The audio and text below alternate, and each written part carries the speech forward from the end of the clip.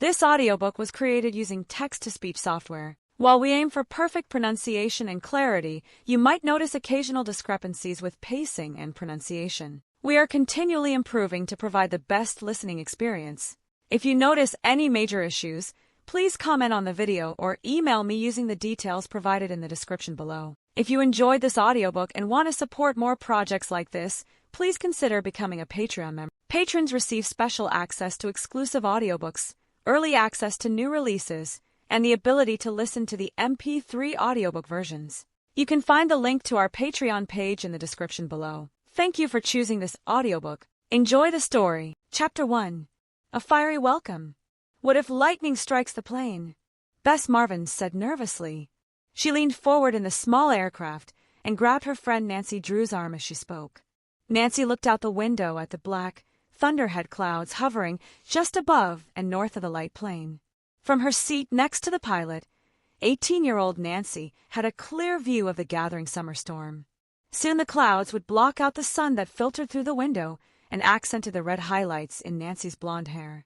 Below the clouds, she saw the jagged peaks of Washington State's Cascade Mountains. "I think we're safe for now," Nancy said. She leaned around the back of her seat so she could smile at Bess, who was directly behind her. Nancy was used to reassuring her friend, who was often a reluctant participant in Nancy's adventures as a detective. Now, seeing Bess's pale face, Nancy felt a twinge of sympathy. Bess was so scared that she hadn't even bothered to brush back the lock of long blonde hair that had fallen out of place and hung across her cheek. And Bess's eyes, Nancy noticed, had lost their usual sparkle. "Your friend's right." Their pilot, Bo Dalton Eastham, glanced over his shoulder at Bess. He was a large man, tall and sturdily built. Dark hair covered the sides of his head, but the top was bald and shiny. His straw cowboy hat hung on a special hook on the back of his pilot's seat. "The storm is a doozy, all right, but it's still quite a ways to the north," he said. "We'll be on the ground before it gets here." Bess gave a deep sigh, but didn't relax her grip on the back of Nancy's seat. Her fingernails were white from pressing against the metal. "Watch it, or you'll break those precious nails," George Fain said lightly from her seat next to Bess. George was Bess's cousin, and, like Bess, a loyal friend of Nancy. Unlike Bess, George was tall and athletic. Her short, curly, dark brown hair was full of bounce and seemed to reflect her energetic personality. "I'm sure Mr. Eastham knows what he's doing," George told Bess. "Call me BD," the pilot broke in. "And you really can relax. I've been flying from Seattle to Eagle Point for 20 years now, and his words were cut short as the plane seemed to drop out from under the girls. Nancy felt her stomach jump to her throat just as a flash of lightning outlined a jagged peak to the north. "Ah!" Nancy turned in the direction of the scream. George's mouth was still open, as though she just had her breath stolen away. She was sitting up very straight in her seat. A glance at Bess's face told Nancy that her friend was too scared to say anything. "Air pockets," Beatty announced as he worked the controls confidently. "But don't worry. We're coming up on the airport now." The plane bumped 3 more times, as though running over rocks in the sky, before settling into a smooth descent. "None too soon for me," George said. Nancy looked out her window at the single runway coming up beneath them. As the plane landed with a jolting thump, Nancy could see their hosts waiting by a dusty blue van near the airport's only hangar. One other small building stood next to the hangar. Probably an office, Nancy thought. There was no terminal building, no paved parking lot, no one except Charlie Griffin and his granddaughter, Rachel, waiting for the plane to arrive. "This is definitely the smallest airport I've ever seen," George said.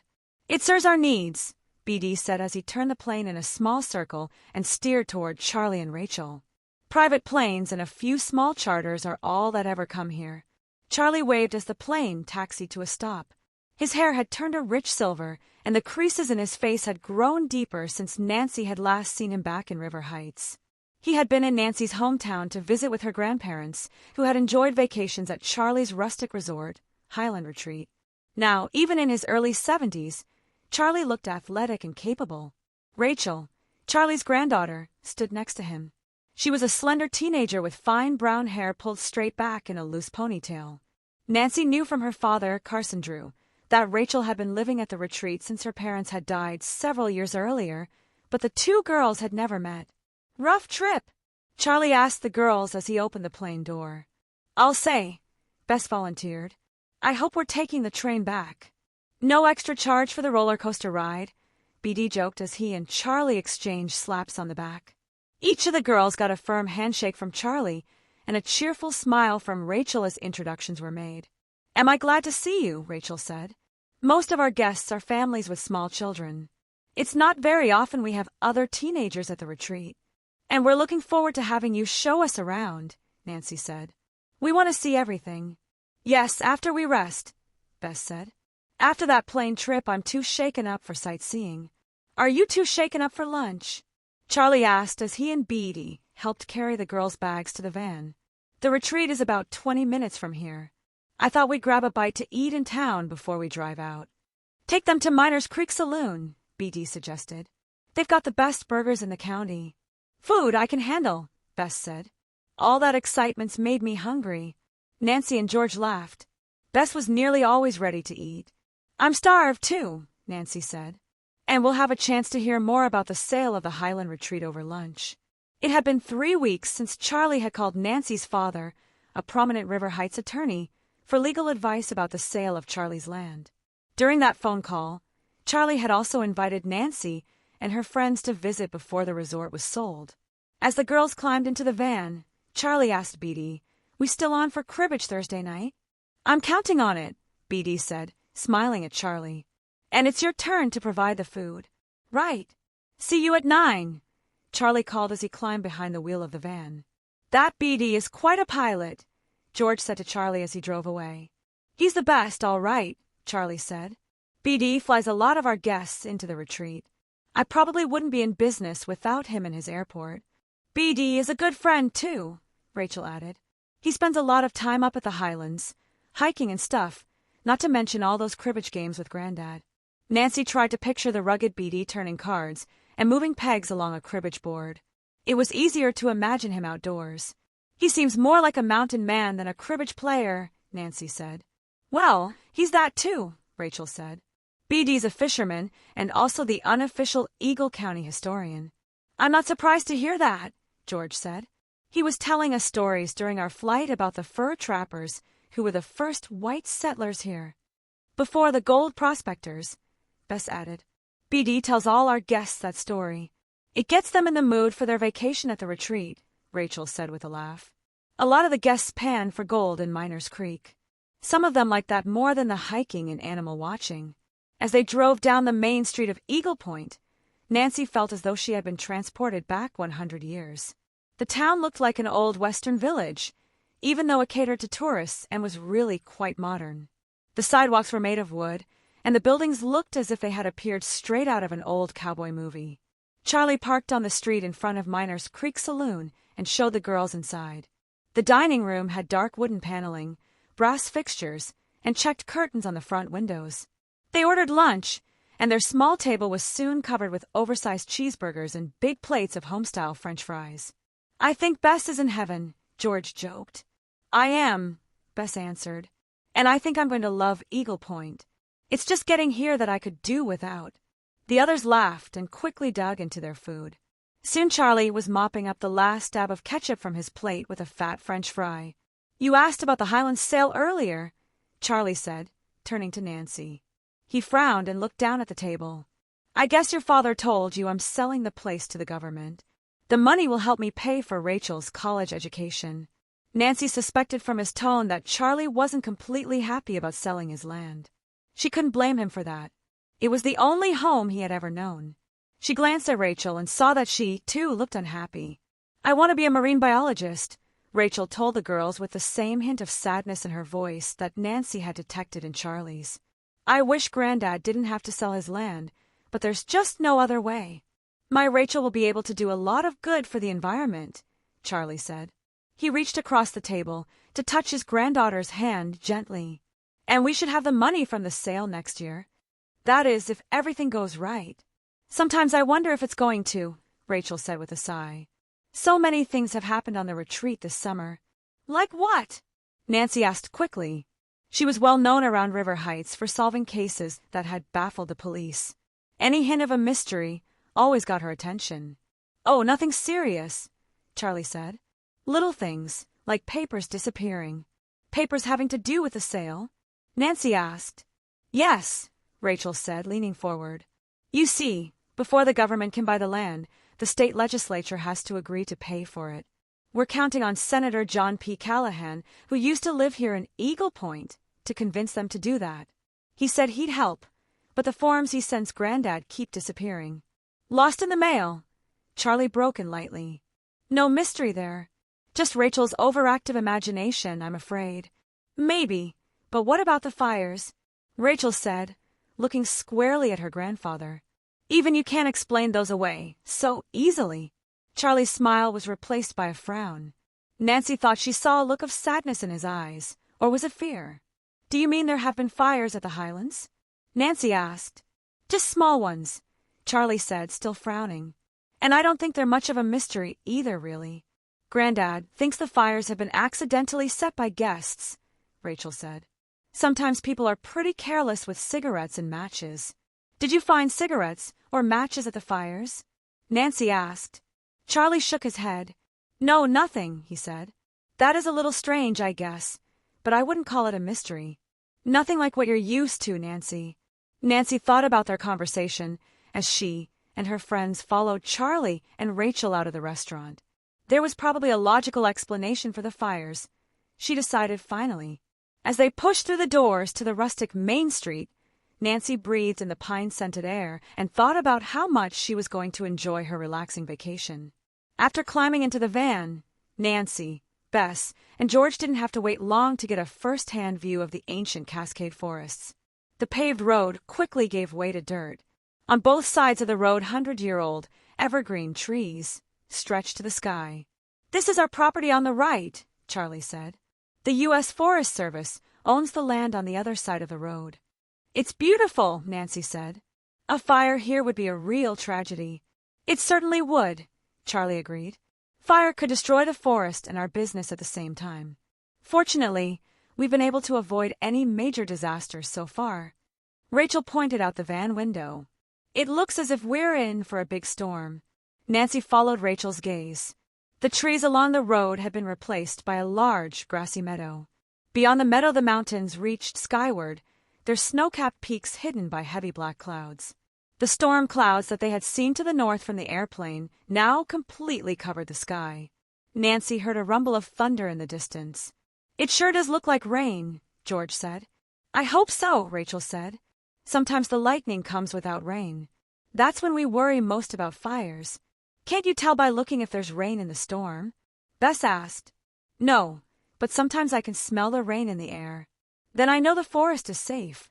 As she spoke, Rachel rolled down her window. But instead of rain, Nancy caught the faint smell of burning grass. So did Rachel. "I smell smoke, Granddad," she said. "So do I," Charlie said grimly. He pulled the van to the side of the dirt road, and he and the girls climbed out. "We'd better find the source fast. The whole forest could go up." He and the girls peered out into the meadow, looking for any sign of fire. The air was very still, and it was hard to tell which direction the smoke was coming from. Nancy wished she could see over the grass. She looked around for something to stand on. Just off the right side of the road, she spotted a round granite rock at least 4 feet tall. Nancy reached it with 3 long steps and scrambled on top. From her higher position, she could see a small patch of burning grass. The flames were edging their way outward, as though the fire had not yet chosen a direction. "There," Nancy said. 3, maybe 400 yards away. The others looked in the direction Nancy pointed. "I still don't see it," George said, squinting. Just then a strong gust of wind whipped across the meadow. Orange flames shot skyward and spread quickly through the dry grass. Nancy knew there was no longer any question about which way the fire would go. It was moving quickly, straight toward the trees. Chapter 2. Racing the Wind. Nancy jumped from the rock and ran back toward her friends. Fortunately, Charlie and Rachel knew exactly what to do. Living in the forest had taught them to prepare for just this sort of emergency. Like many of their neighbors, they carried short-handled shovels and a bucket in their vehicle. It took Charlie only a moment to break out the firefighting equipment. "Rachel, go get Pete," Charlie yelled as he handed shovels to Nancy and George and took the last one for himself. "Take Bess with you and call the Forest Service. If we don't get the stop before it reaches the trees, we've got big trouble." Again, thunder rumbled in the distance. Nancy looked up at the clouds, remembering that they couldn't count on the storm for rain. Dust billowed up from the van as Rachel and Bess drove away. Charlie raced into the tall grass of the meadow, with George and Nancy close behind. "Be careful of the creek," Charlie shouted as Nancy came up beside him. "It's just ahead of you." His cry was just in time to save Nancy from slipping into the deep water. The tall grass had hidden the creek bank from view. Charlie ran downstream to shallower water and waded quickly across. Nancy and George followed him, barely caring that their shoes were soaked in the process. On the far bank, Nancy could hear the crackle of the fire as the wind whipped it through the grass. She let Charlie stay in the lead as they raced alongside the fire down the meadow. The wind was at their backs, pushing the flames through dried grass and wildflowers. Nancy realized they would have to outrun the blaze to stop it. Once out in front, they could use their shovels to build a fire line of dirt that the flames could not cross if they were lucky. Nancy was surprised at how quickly the fire was moving. She ran her fastest through the uneven ground of the meadow. Charlie was still in front of her, his sure-footedness making up for his age as they ran. "Come on, we don't have much time," Charlie urged as he rounded the front edge of the fire.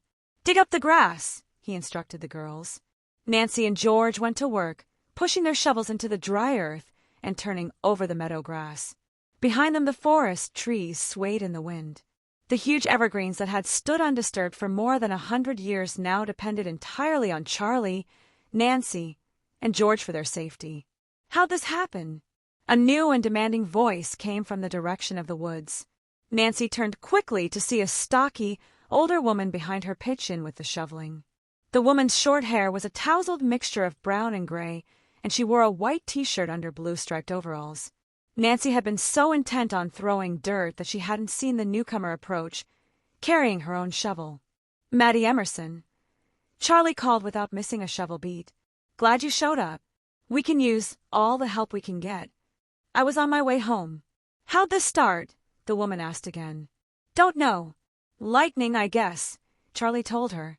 Then, with a few quick directions, he split the group into pairs. He and George worked side by side, making a furrow 2 shovels wide through the meadow. Nancy and Maddie moved side by side in the opposite direction. By the time they had dug a line 50 feet long, Nancy was near exhaustion. The fire was drawing closer. The smoke was so thick, Nancy couldn't see Charlie and George at the other end of the fire line. Nancy's back was aching from the hard work, but she knew she couldn't stop digging. Suddenly, Maddie grabbed her roughly by the arm and jerked her aside. Nancy took 2 flying steps and fell sprawling into the meadow, just as the fire rushed through the grass behind her and stopped at the line of dirt they had just dug. "Got no sense, young lady," Maddie said gruffly. "You must be one of those city folks. Don't know when to get out from in front of a fire." "I was trying to finish the line," Nancy said, scrambling to her feet. She was close enough to see the lines in the older woman's leathery skin. "Well, it's as done as it's going to get," Maddie told her. She spoke quietly as she turned to watch the blaze, and the harshness had left her voice. "Now it will either hold or it won't." Nancy watched as the flames gathered themselves behind the line. The fire appeared to be growing smaller as it ran out of grass to burn. Suddenly, with a mighty roar, the wind picked up again, whisking tongues of flame across the hard-dug trail of dirt. Once again the fire raced toward the forest, burning to the edge of the line of trees. Nancy and the others stood helpless as the first giant pine exploded into flames. A flash of lightning and a crash of thunder seemed to announce their defeat. Nancy raised her head toward the sky. She could see why this kind of storm put the forest in so much danger. The huge thundercloud seemed to hang just overhead, ready to throw its lightning bolts toward the ground. Another flash drew Nancy's eyes toward the mountains. There, rushing across the meadow, was a curtain of rain, blowing in with the wind. "Look!" Nancy cried, pointing toward the rain. Maddie saw it and breathed a heavy sigh of relief. In another moment the downpour reached them. Nancy and Maddie were instantly drenched, and the fire that had seemed unstoppable minutes earlier was reduced to a few smoldering ashes. The danger was past. Maddie and Nancy ran for the cover of the forest to wait for the storm to pass. Nancy could see Charlie and George coming toward them through the smoke. Their wet clothes clung to their bodies, and streams of water had turned the soot and dirt to mud on their faces. Despite their frazzled looks, both Charlie and George were smiling. "That was close," George said. "I thought we'd lost the whole forest. I want to thank you girls for your help. And you, too, Maddie," Charlie said. "You can thank people all you want, but sooner or later that's not going to be good enough," Maddie said. Her scowl had returned. "Looks to me like your luck is running out, Charlie Griffin." "What do you mean by that?" Nancy asked, frowning. "I mean, he better figure out a way to stop all of these fires, or Highland Retreat is going to be nothing but ashes." "Now, Maddie, this could have been caused by lightning," Charlie said. "Besides, it's under control. This time it is. But next time you may not be so lucky," Maddie said. Then she turned and started heading back toward her Jeep. "That almost sounded like some kind of threat," George said as Maddie waded across the creek and headed for the road. "Oh, she's just mad about the sale," Charlie said. "Maddie runs a wild bird hospital. She cares for birds that have been shot or hit by cars. Maddie thinks a state park will bring more people and more problems for the birds." The thunder shower passed over in a matter of minutes, and Nancy, George, and Charlie emerged from the forest. As Maddie drove away in her gray Jeep, the retreat's fence suddenly came into view. It parked by the big rock, and Rachel and Bess jumped out. Behind them was a dark-haired, stocky man. The three of them trudged through the wet grass as Nancy and George helped Charlie put out the embers from the fire. "I guess you girls got an unusual welcome to Highland Retreat," the man said when they came up. He was of medium height, with broad shoulders and a large stomach that partially covered the big buckle on his western belt. His wide-brimmed brown cowboy hat kept the last drops of rain off his tanned face. "This is Pete Sims, our main hand at the retreat," Rachel said. "Pleased to meet you," Nancy said.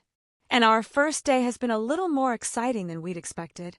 And we haven't even gotten to our cabin yet," George added. "You all run along now. I'll finish up," Pete said, waving toward the van. Nancy thought fast. She wasn't ready to leave the fire scene quite yet. The first shadow of a doubt about the cause of this fire was forming in the back of her mind. Charlie had said it was probably the result of lightning, but Nancy remembered seeing lightning only near the mountains before the fire started. That, plus the fact that this wasn't the first suspicious fire on the retreat, made Nancy want to investigate. "I'll catch up," she said to the others. "I think I lost my watch while I was digging." As she spoke, she quickly slipped her watch off her wrist and into her pocket. "We'll help you look for it," Bess offered. Nancy waved her friend away. "That's okay," she said. "I think I know exactly where it is." As the others headed toward the van, Nancy began to follow the fire line, looking at the ground carefully as if searching for the watch. When she got to the end of the fire line, she circled around toward the spot where the fire had started. Pete was still back near the fire line, throwing dirt on the last embers. She hoped he wouldn't look up. Across the meadow, Charlie and the girls were almost to the van. Nancy was looking for anything that seemed out of place, anything that would tell her someone had been near the start of the fire. She found nothing on the ground, but then, just as she was about to give up, she spotted a flash of white caught in the thorns of a low bush. Nancy reached in carefully and pulled out a partly burned piece of paper. Suddenly, she heard a noise behind her. Nancy turned to see Pete Sims scowling at her from beneath his wide hat brim. "What do you have there?" he demanded. Chapter 3. Have a clue. Nancy quickly tucked the paper into her pocket and pulled out her watch. "I found my watch," she said, showing it to Pete. "Then you'd better get out of here," the dark-haired man ordered. "Don't you know this is a dangerous place to be? This fire could start up again any minute." "Are you coming too?" Nancy asked. She thought Pete seemed awfully anxious to be alone in the meadow. "Soon enough," Pete told her shortly. "Now go on before the van takes off without you." He gestured in the direction of the road, where Charlie and the girls had just reached the van. "Sorry. Thanks for your help." Nancy tried to sound cheerful as she started off to join the others. A few rays of sun streaked through the heavy clouds overhead. Bess stood by the van with her head hung to one side, squeezing the excess water out of her long blonde hair. Her blue shorts and denim blouse were soaked to her skin. George and Rachel were already inside the van. They looked as if they had just been pushed into a swimming pool with their clothes on. Everyone was smudged with dirt and ash. They could all use warm showers, Nancy thought. How will Pete get back? She asked as Charlie held open the van door for her. Don't worry, Rachel volunteered. There's a trail that leads from the meadow back to the lodge. In fact, Pete was just coming back from there when we found him and told him about the fire. He'd been in the meadow? Nancy asked in surprise. Rachel nodded. He'd been putting out a salt block to attract deer for the guests to watch. She paused, frowning. He seemed very surprised about the fire. He hadn't noticed it when he was there. So it must have just started, she said. It seemed to Nancy that a lot of people had happened to be around the fire scene. Pete had been in the meadow just before it started. Maddie Emerson had shown up just after. It was even an interesting coincidence, she thought, that the fire had started as they were driving by. Could someone have planned for them to see it? She remembered Maddie's words. He'd better figure out a way to stop all of these fires, or Highland Retreat is going to be ashes. Could Maddie Emerson have been threatening Charlie instead of warning him? Nancy reached into the pocket of her shorts and carefully pulled out the soggy paper that she had found in the bush. What's that? George asked. I'm not sure, Nancy said. She looked at the note briefly, but she could make out nothing of what was left of the words. Did you drop this? She asked Charlie, handing the note over the seat to him. The van slowed as Charlie looked at the paper and handed it back. Never seen it, he said. Where did it come from? It was near the fire, Nancy answered. She spread the paper out on her lap and once again tried to decipher the words. LY 13, 19 say Labo North Home Road at Port Emple number 653, and read the rest of the message had been smudged or burned away. I can't tell anything from that, Bess said from her seat beside Nancy. The first line must be the date, Nancy said. That's the day before yesterday. Whoever received this letter must have gotten it within the last 2 days, and he or she could have dropped it in the meadow right before the fire. Do you think someone started the fire? George asked. Maybe, Nancy said. But if so, who? And why would anyone want to do something like that? Now, wait a minute, Charlie broke in, glancing in the rearview mirror. I think you girls are getting carried away with all this mystery stuff, he said. The fire was started by lightning. There's no mystery in that. Your grandfather's probably right, Nancy said to Rachel, tucking the paper back in her pocket. You said yourself the storm could be dangerous. Rachel looked unconvinced, but she didn't say anything more as the van rounded the turn into the retreat. On the left stood a large barn with horse corrals behind it. Across the road from the barn, Rachel pointed out Pete's small house and a row of 5 cabins with a creek flowing behind them. At the end of the row of cabins, a large wooden lodge perched on a hill at a bend in the creek. Charlie stopped in front of the cabin closest to the lodge just as a truck with the United States Forest Service emblem on the side drove up the driveway behind them. It was a small firefighting truck with a water tank and hoses on the sides. You girls have an hour to clean up before dinner, Charlie said, unlocking the cabin door. Rachel and I'll go talk to the men in green and tell them they're late. Nancy, Bess, and George threw their suitcases on the 2 sets of bunk beds and began to peel off their rain-soaked shoes and socks. The cabin was rustic but comfortable. One room served as both living room and bedroom. Off that room was a small kitchen and a counter with 4 chairs. There was also a small bathroom with a shower, which the girls took turns using to scrub off the mud and ashes. I feel 100% better, Bess said as she straightened the collar of her mint green shirt. Next time, let's leave the fire fighting to the Forest Service. Let's hope there isn't a next time, Nancy said. That fire could have been disastrous. You don't think it was caused by lightning, do you? George asked, lacing up a pair of clean white tennis shoes. I'm not sure, Nancy said. She explained why she thought that the fire had started before the lightning arrived. It could have been arson, she said. But why would someone want to burn down a beautiful forest? To scare tourists away, George suggested. We know Maddie would like to do that, Nancy said. But she wouldn't want to destroy the trees. And Maddie helped put the fire out, George added. Why would she do that if she had started it in the first place? So we wouldn't suspect her, Bess suggested. She was standing in front of a small mirror, brushing her hair as she spoke. Maybe Maddie was afraid someone had seen her too close to the fire, and she wanted to protect herself. I think Maddie's definitely a suspect, Nancy said. But she's not the only one. That's right. Pete was there, too, Bess said. And he was awfully anxious to get us out of there.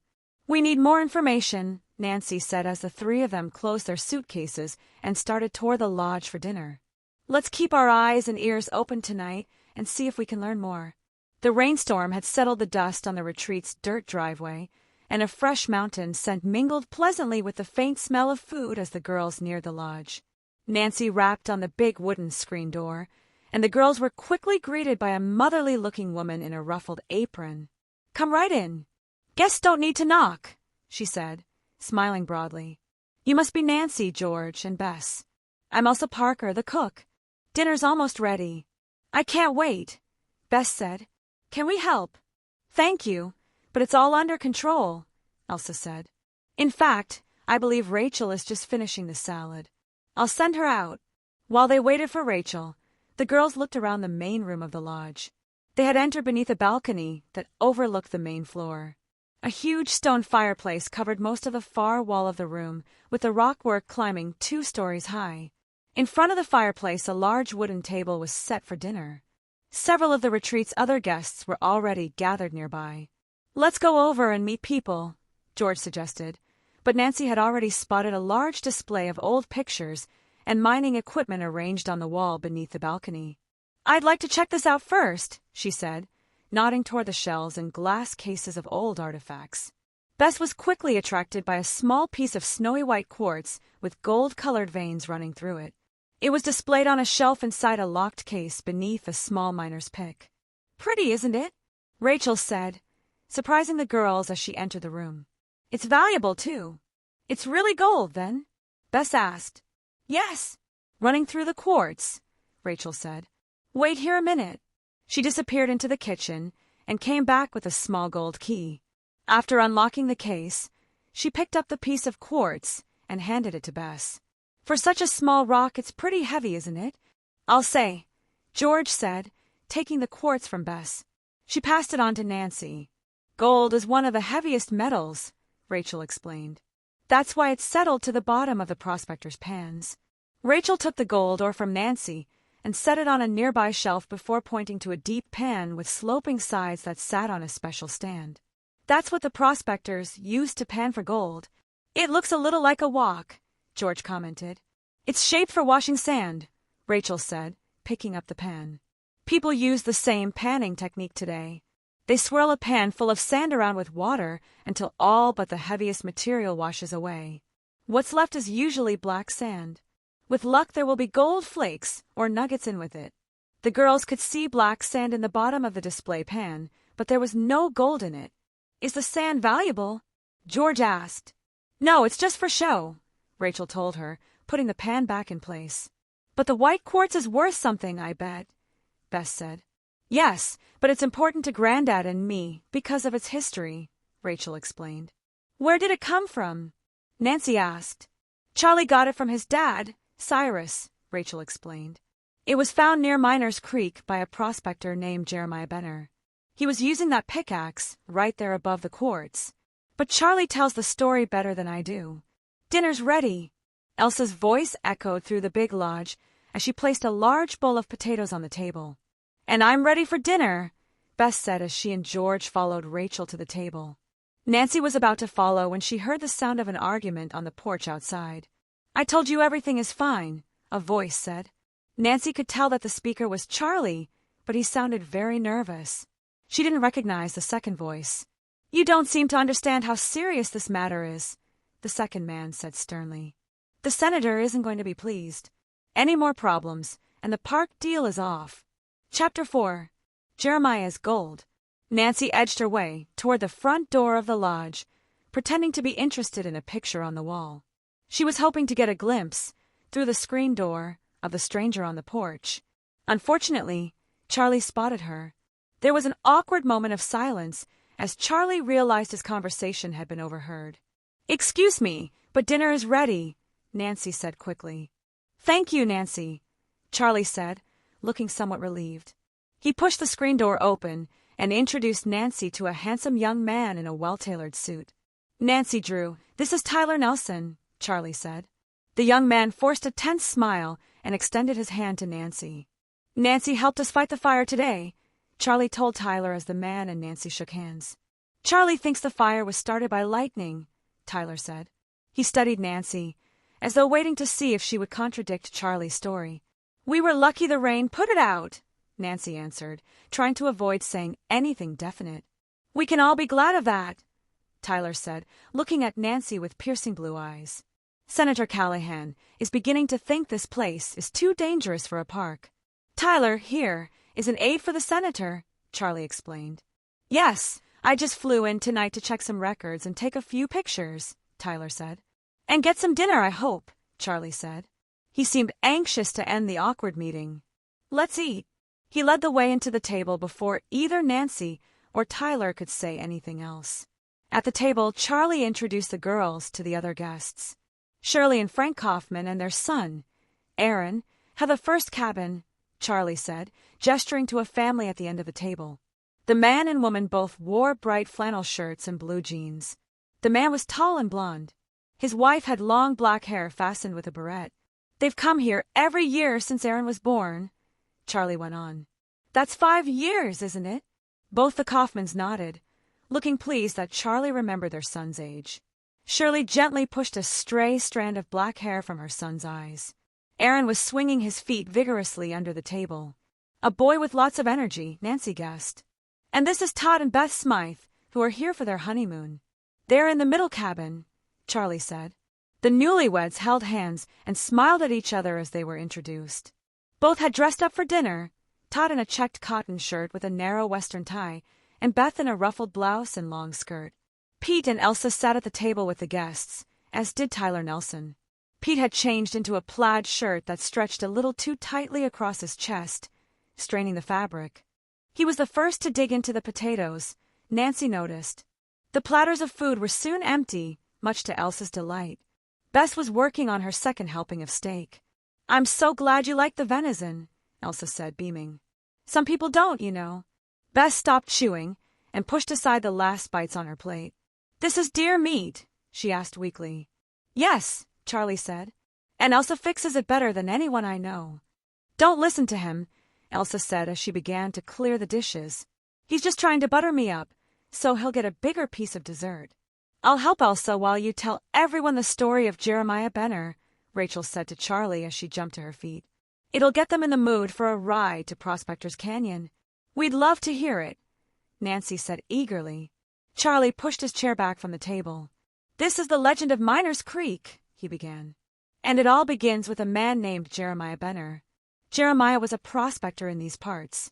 No one seems to know where he came from, or where he finally went, but while he was here about 70 years ago, he was supposed to have found one of the county's richest gold mines. Nancy looked around the table. She could see that Charlie had caught all of his guests' attention with the mention of gold, including Tyler Nelson. He panned a lot of gold out of Miners Creek, Charlie went on. Jeremiah was convinced that the mother lode, the source of all the gold, was someplace on this property. He was so convinced, in fact, that he agreed to make my father, Cyrus, his partner. Jeremiah said he'd give him half of whatever he found. In exchange, my father let him continue to prospect on this land. Jeremiah looked for all of one summer and most of the next. Then one evening, just before dark, he came running down the trail from Prospector's Canyon, his old burro hurrying along behind, pots and pans banging as they ran. He was shouting, I'm rich. I'm rich. I struck it rich. Charlie paused for a moment.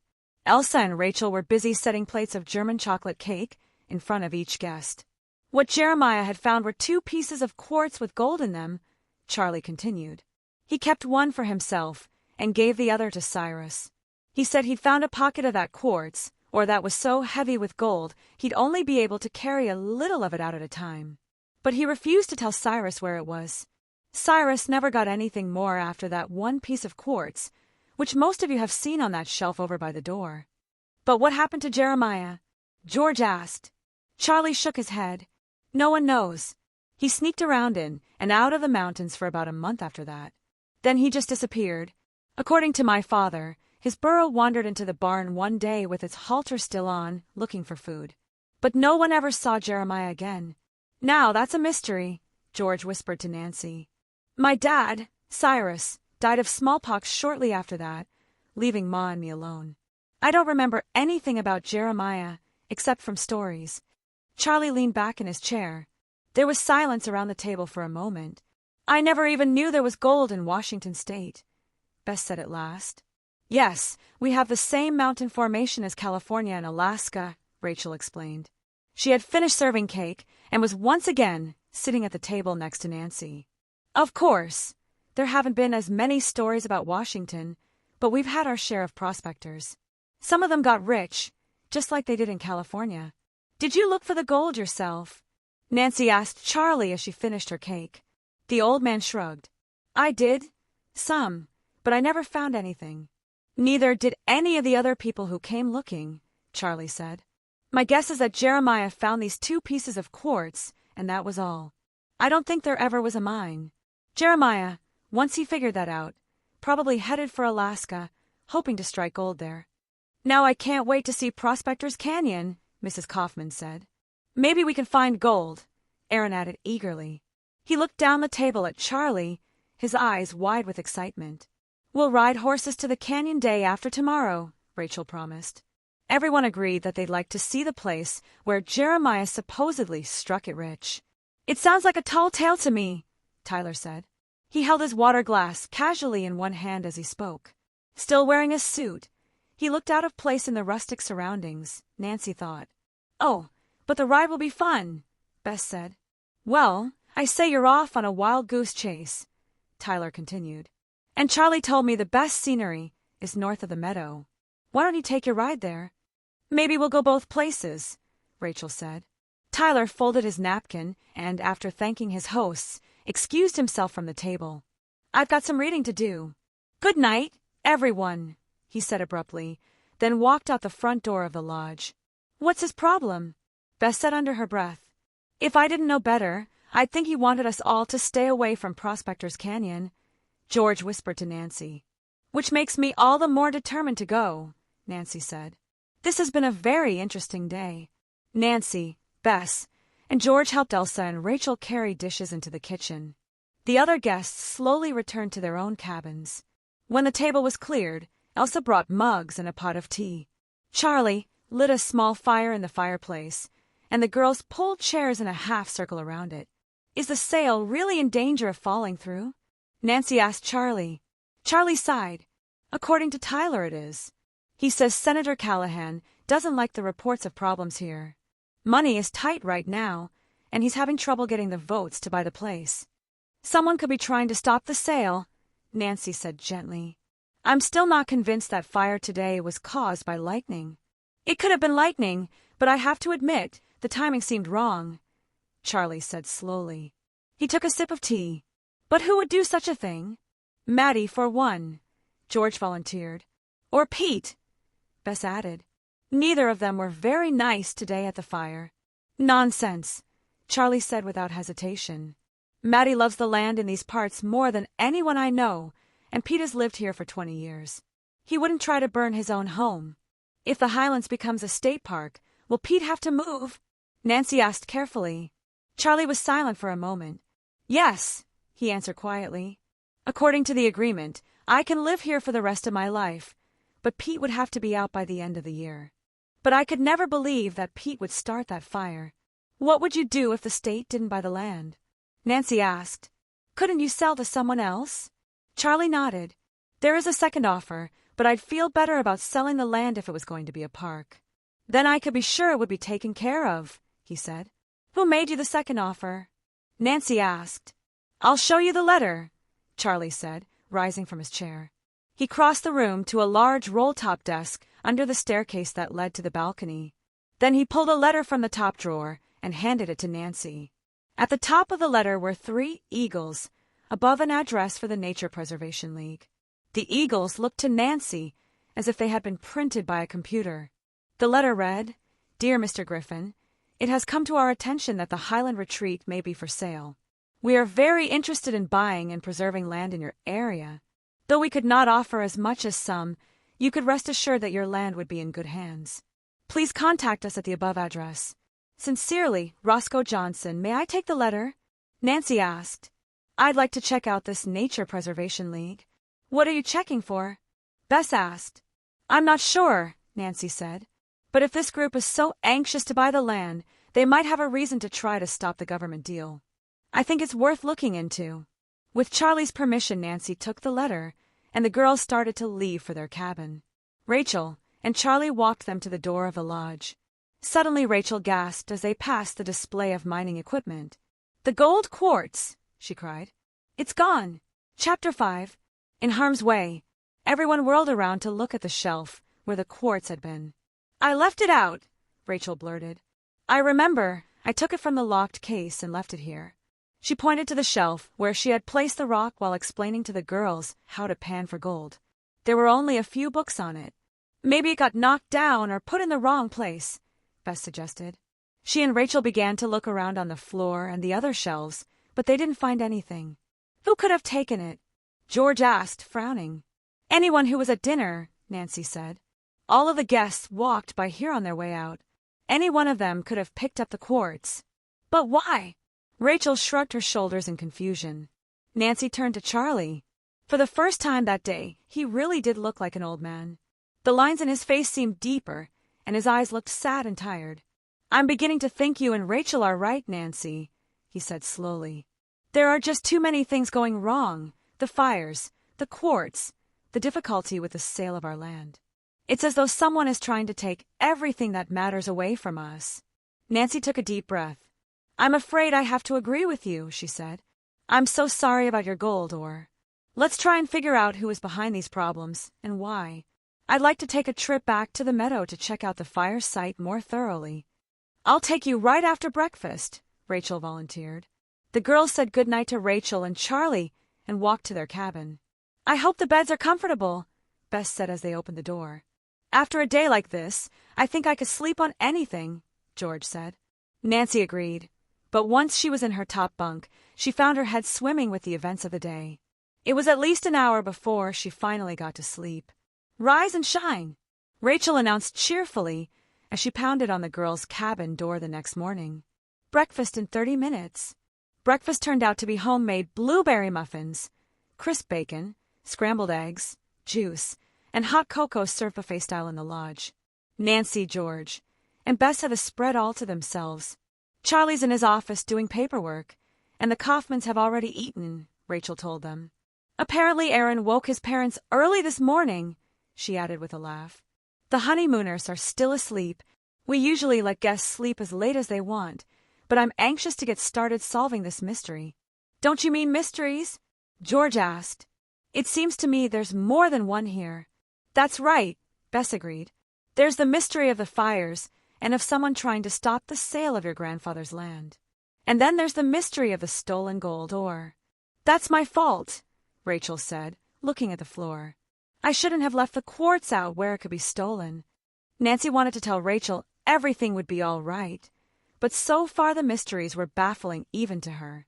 After breakfast, the girls followed Rachel out of the lodge. They waved to the Kaufmans, who were walking toward their car.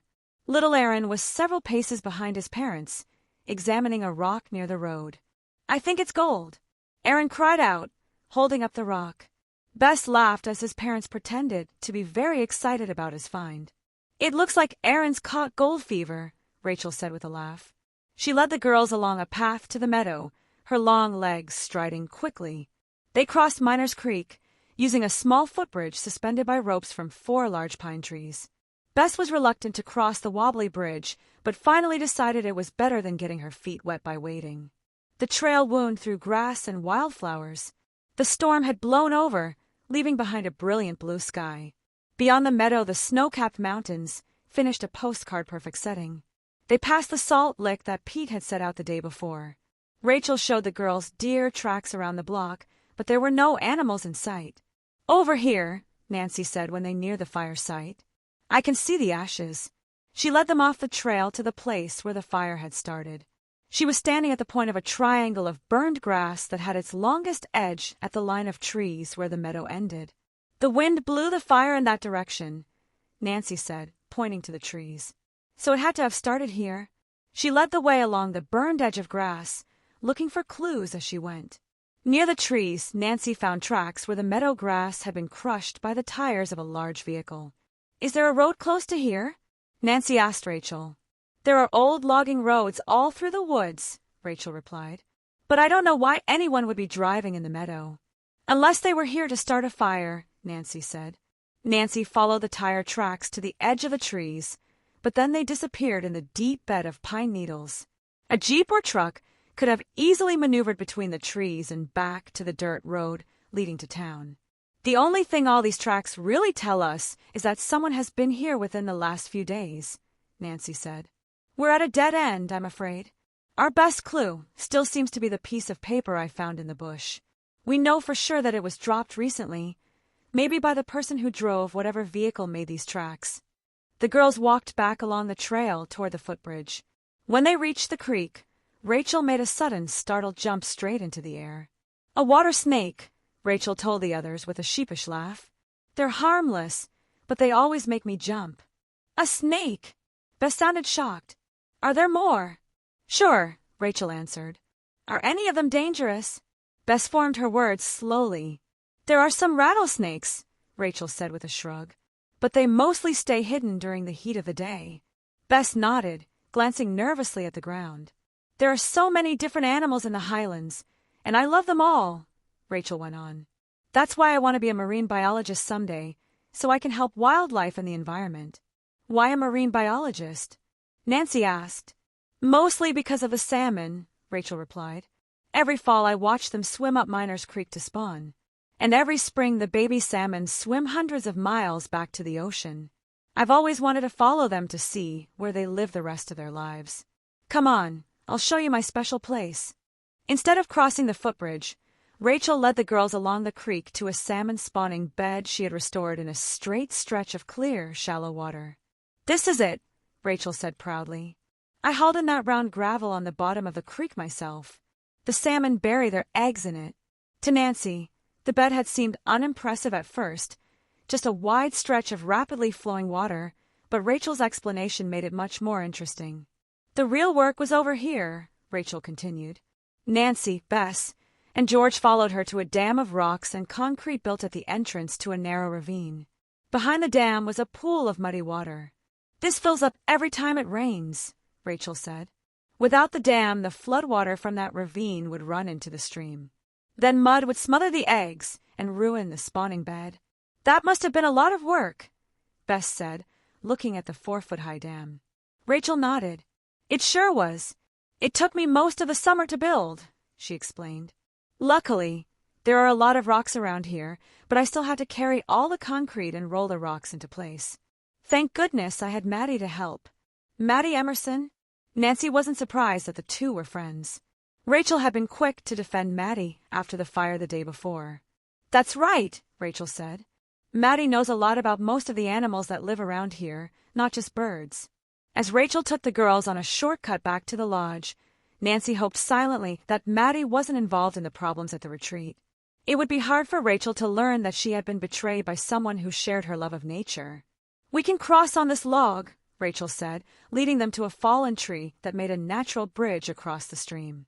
What was left of the tree's large branches provided good handholds, and the girls made the crossing easily. The four of them climbed the bank toward the lodge. As they headed through the trees, Nancy heard the sound of a jeep. Briefly, she wondered whether Charlie had gone into town and was returning home. It wasn't until they had stepped out of the trees that Nancy saw an old army jeep just a few yards away. It was headed straight toward them, and there was no one at the wheel. Chapter 6. Friends and Neighbors. Quickly, Nancy grabbed Rachel and pulled her out of the way of the runaway jeep. George and Bess jumped to safety just in time and rolled into the pine needles under the trees. "Phew! That was close," George said as she and Bess got up and brushed themselves off. Then Rachel gasped. "The gas truck!" she cried, pointing in the direction of the lodge. Nancy saw a small tank truck parked next to the retreat's gas pump beside the lodge. The truck was apparently making a delivery. "The jeep's heading straight for it," George yelled. Without hesitation, Nancy ran after the jeep. If it collided with the gasoline tanker, there could be a gas spill into Miners Creek, or, even worse, an explosion. "Stay back!"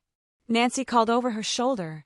She wasn't at all sure she could stop the Jeep in time, and an explosion would almost certainly destroy the lodge. Bounding over the uneven ground, she finally reached the door handle and wrenched it open. The truck was directly ahead. The deliveryman had just come around from behind his tanker and realized the danger. He waved his arms frantically at Nancy. With her left hand on the open door, Nancy took a mighty leap and grabbed for the steering wheel, landing in the driver's seat. She immediately saw that a board was holding down the gas pedal. The steering wheel was also tied in place, forcing the Jeep to hold to its collision course. Nancy kicked the board away with her foot, then stomped on the brake hard. The Jeep stopped with a lurch, just inches from the tank truck. Nancy shakily turned off the ignition, and the engine went silent. The deliveryman came running through the dust that the Jeep had kicked up. "That was some rescue," he said, obviously impressed. Rachel, Bess, and George had also run to the Jeep. Todd and Beth Smythe, who had seen all the action as they walked to the lodge, came up from the opposite direction. Nancy found herself surrounded by an admiring group. "I bet you could be a movie stuntwoman," Todd Smythe said. "You certainly saved my tanker," the deliveryman said. "And probably saved the lodge as well." "Thanks," Nancy said, feeling her face grow red from all of the attention.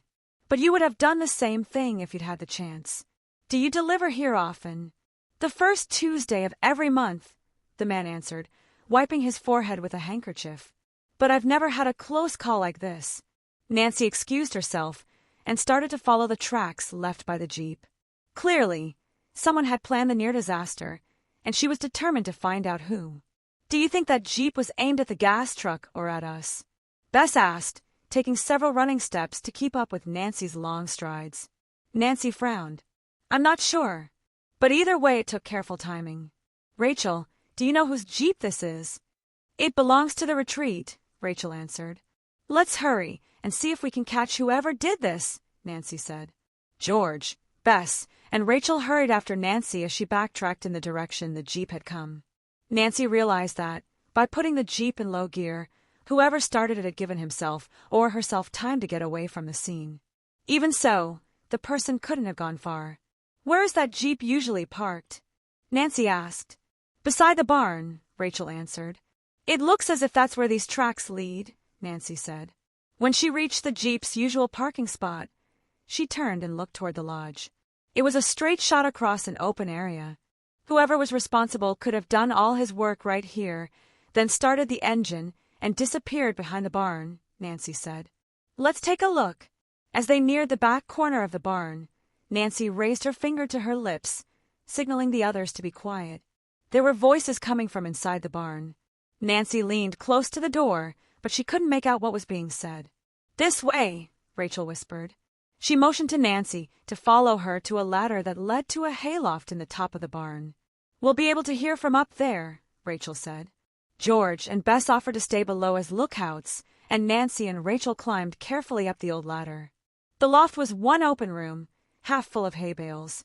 Spaced along each side were openings in the floor, through which hay could be thrown down to each horse stall. Nancy and Rachel flattened themselves on their stomachs near one of the holes. Below, Maddie and Pete were talking in angry voices. Nancy could hear clearly what was being said. "It's not right that they should kick me out of my home," Pete grumbled. "I've worked here for 20 years. It's not going to be easy to find another place to live or another job." "I don't blame you for being angry about the sale," Maddie said. "And the last thing I want is crowds of city folks stomping through the woods." "Well, if it keeps burning, we may not have to worry about that," Pete said. "That would be—" Suddenly Nancy heard a creak like that of a door hinge. Maddie stopped in mid-sentence. She and Pete both looked toward the barn door. Pete strode to the door and yanked it open. Bess and George came tumbling into the barn.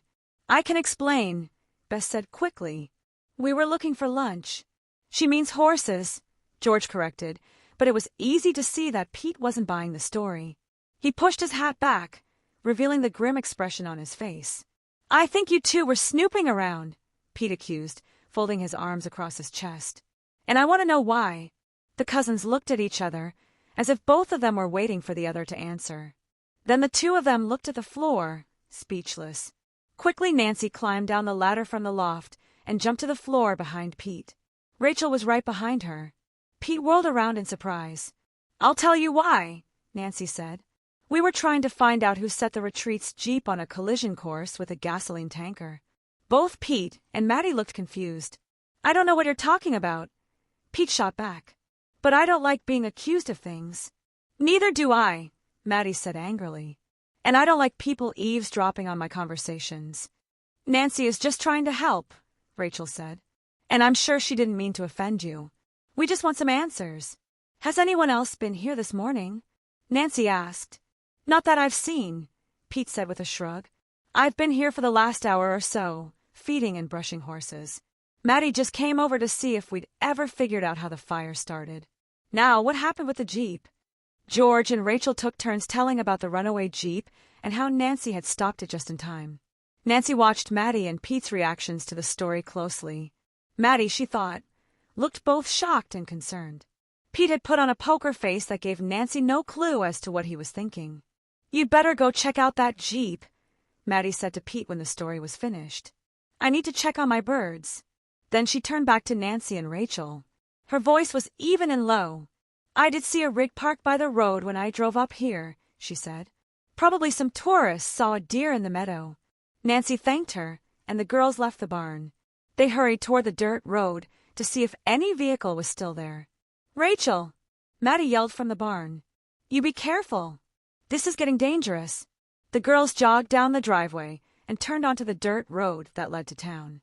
Nancy guessed they walked for a quarter-mile, but there was no sign of any vehicle. After a fruitless search for tracks, they finally gave up and headed back toward the retreat lodge. "Do you suppose Maddie said that just to get us out of there?" George said. "So that Pete could get rid of any evidence in the Jeep?" "It's a possibility," Nancy said. "Maddie wouldn't do that," Rachel protested, her face growing red with anger. "I hope not," Nancy said. "Anyway, I think we need more evidence before we accuse any." Nancy's words were suddenly cut off by the sound of a huge explosion. Chapter 7. A startling truth. "Was that the gas tanker?" George gasped. "I don't think so," Nancy said, frowning. "It's farther away." Just then she spotted a plume of dust and smoke climbing skyward behind the lodge from the direction of Miners Creek. Rachel gasped, her face pale with fright. "The stream!" she cried, beginning to run in the direction of the blast. Nancy was right behind her, with George and Bess just a few steps back. The girls reached the lodge and fell into single file as they scrambled down the narrow trail to the stream. The low bushes scratched at their legs and caught their clothing. Rachel seemed not to notice, darting down the trail at top speed, and Nancy wasn't about to fall behind. She knew Rachel might be rushing into a dangerous situation. When they reached the creek, Nancy quickly saw what the explosives had been used for. Someone had blown up the dam. A 3-foot-wide section was gone, leaving a gaping hole in the middle. Rocks and pieces of concrete were scattered everywhere. Muddy water had rushed into the stream, turning it a milky brown. Nancy's trained eyes quickly scanned the banks of the stream. Whoever had set the explosives had disappeared. "The spawning bed is ruined," Rachel said. She sounded close to tears. A whole year's work destroyed, and so close to spawning season, too. She stood on the edge of the water, clenching and unclenching her fists. Her eyes grew moist and finally overflowed. Tears trickled down her cheeks. Nancy was about to wade across the creek to inspect the dam more closely when Charlie rushed down the trail behind her. "What happened here?" Charlie demanded. "Who did this?" "We don't know, Granddad," Rachel said with a sniff. "We came as soon as we heard the noise." Charlie put an arm around his granddaughter's shoulder. "Someone blew up the dam."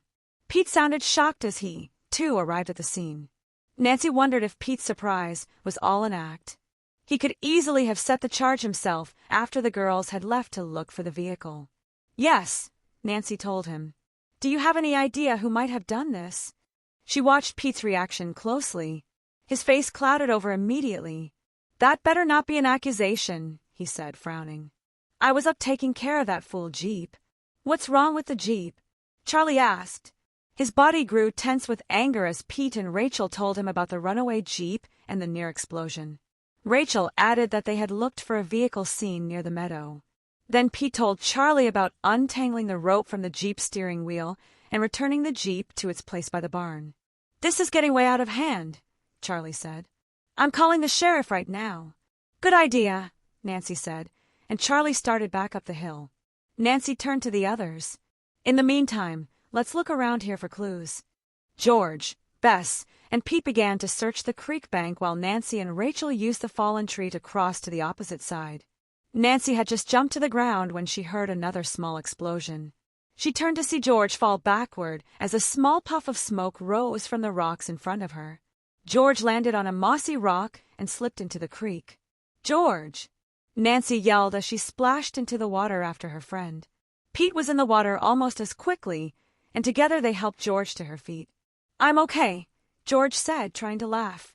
I needed a swim, anyway, after all the running around we've been doing. You're a good sport, George, but whoever's doing all these things certainly isn't, Nancy said, wading out of the cold water. Rachel had scrambled across the log.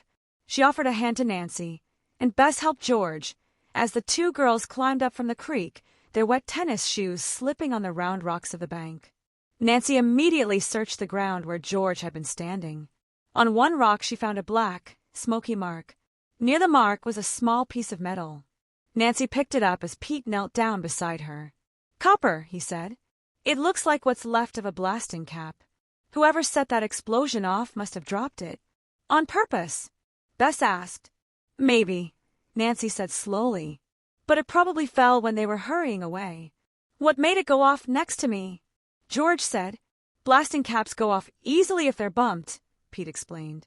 You might have kicked a rock onto it or something. What exactly are blasting caps used for? Nancy asked. They set off other explosives, like dynamite, Pete told her. Usually, it's attached to a fuse and dropped inside a stick of dynamite. Then the person lights the fuse. When it burns down, the blasting cap blows up and sets off the dynamite. How much time would a person have to get away after the fuse was lit? Nancy asked. Oh, 10 or 15 minutes. More if they made the fuse longer, Pete said. We'd better be careful, Nancy said. There could be more blasting caps around here. She slipped the piece of copper into her pocket, but after 20 minutes of searching on both sides of the creek, no more clues were discovered. I don't think we're going to find anything more here, Nancy said with a sigh. How about lunch, then? Bess suggested. Oh, Rachel said. I'm supposed to be helping Elsa fix it. I hope she's not mad. The group headed up the trail in silence. When they reached the top, Pete headed to the barn, saying he still had chores to finish. George went to the cabin to change into dry clothes. Nancy quickly changed her shoes, then joined Bess and Rachel as they walked across the clearing in front of the lodge. They passed little Aaron Kaufman, who was mining for gold in a pile of dirt. On the porch of the lodge, the girls were greeted by Tyler, who was reading with his feet propped up on the railing. He looked fresh and clean, but Nancy noticed that the bottoms of both trouser legs were watermarked. Could he have been wading in Miners Creek? And if so, could he have been near the spawning grounds? Aaron said there was a big boom here a while ago, Tyler said pleasantly as they approached. He laid the book in his lap. Do any of you know what it was? It was my dam. Rachel spoke in a level but quiet voice. Someone blew it up. Tyler pulled his feet off the railing and sat up straight. He pushed his reading glasses up on his head and looked suddenly concerned. Another disaster? Tyler said. Looks that way, Rachel said with a sigh. Someone's really out to get us. Is the spawning bed damaged? Tyler asked. That is an important consideration to the state buying this land, you know. With so many of the salmon runs threatened, protecting them is a top priority with the government. Rachel fell quickly silent. Too late. She had realized that she was giving Senator Callahan's aid information that could stop the land sale. There's been some damage to the spawning bed, Nancy said lightly, trying to ease Tyler's concern. But Rachel can repair it before the salmon come upstream. Right, Rachel? Right, Rachel said, but she sounded uncertain. I'd better go and apologize to Elsa for being late for kitchen duty. She pushed open the screen door and headed inside the lodge. We're asking everyone if they've seen any strange activity by the creek this morning, Nancy said. She looked pointedly at Tyler's pant legs. Looks like you were in the creek. Just behind my own cabin, Tyler said with a shrug. He looked slyly at Nancy. She was sure he'd guessed what she was getting at with her questioning. I was looking for some black sand, Tyler went on. And before that I was in town buying this book. I suppose that's why I didn't hear the blast myself." He held up a book with a bright gold cover, titled Prospecting History and Methods. "I thought you weren't interested in gold," Nancy said. "I'm not, but Senator Callahan is. I mentioned the story about that lost gold mine, and he said he wanted more information for his report. If there is gold on the property, that could complicate our making it a park. Some people think gold should be mined, and that wouldn't be allowed on parkland." Tyler closed his book and handed it to Nancy. "I've read enough. Maybe you'd like to take a look at it yourself. You seem to be interested in things like that." "As a matter of fact, I would like to read it," Nancy said. "It should make our ride to Prospector's Canyon tomorrow more interesting." She took the book and followed Bess inside for a lunch of chicken salad sandwiches and fresh peaches with milk. "I thought Bess would appreciate some tame food today," Elsa teased. Bess's face turned red as she remembered the venison episode the night before. Everyone was still eating when the sheriff's deputy arrived. Nancy gave him the remains of the blasting cap and told him what she knew about the near disaster with the Jeep. Charlie left his lunch to take the deputy to see the ruined dam. Nancy decided not to go along. She was pretty sure the deputy wouldn't find any more clues, and she knew she could get a report from Charlie later. "I have to help Elsa for a while," Rachel said when they had finished their sandwiches. "I guess you guys are on your own for the rest of the afternoon." "That's okay," Nancy said. "I'm going to read this book about prospecting." "There are some hammocks in the trees by Miners Creek," Rachel said. "It's a perfect spot for reading." "Sounds great," Bess agreed. Soon Nancy, Bess, and George were swaying comfortably in large hammocks tied to huge evergreen trees. Miners Creek babbled gently in the background. "Nancy, do you have any idea who is trying to stop the sale of the retreat?" Bess asked. Nancy sighed. "Not really.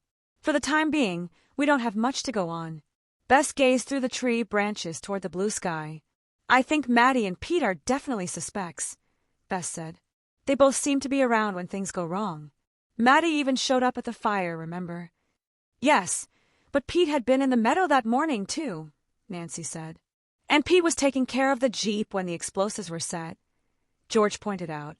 "Undoing the rope from the Jeep's steering wheel and parking it back next to the barn could have been done quickly," Nancy said. "I think Pete could have done that and set the explosive, too. A long fuse would have given him time to circle around behind the lodge before it went off, then come down the trail as though he were coming from the barn."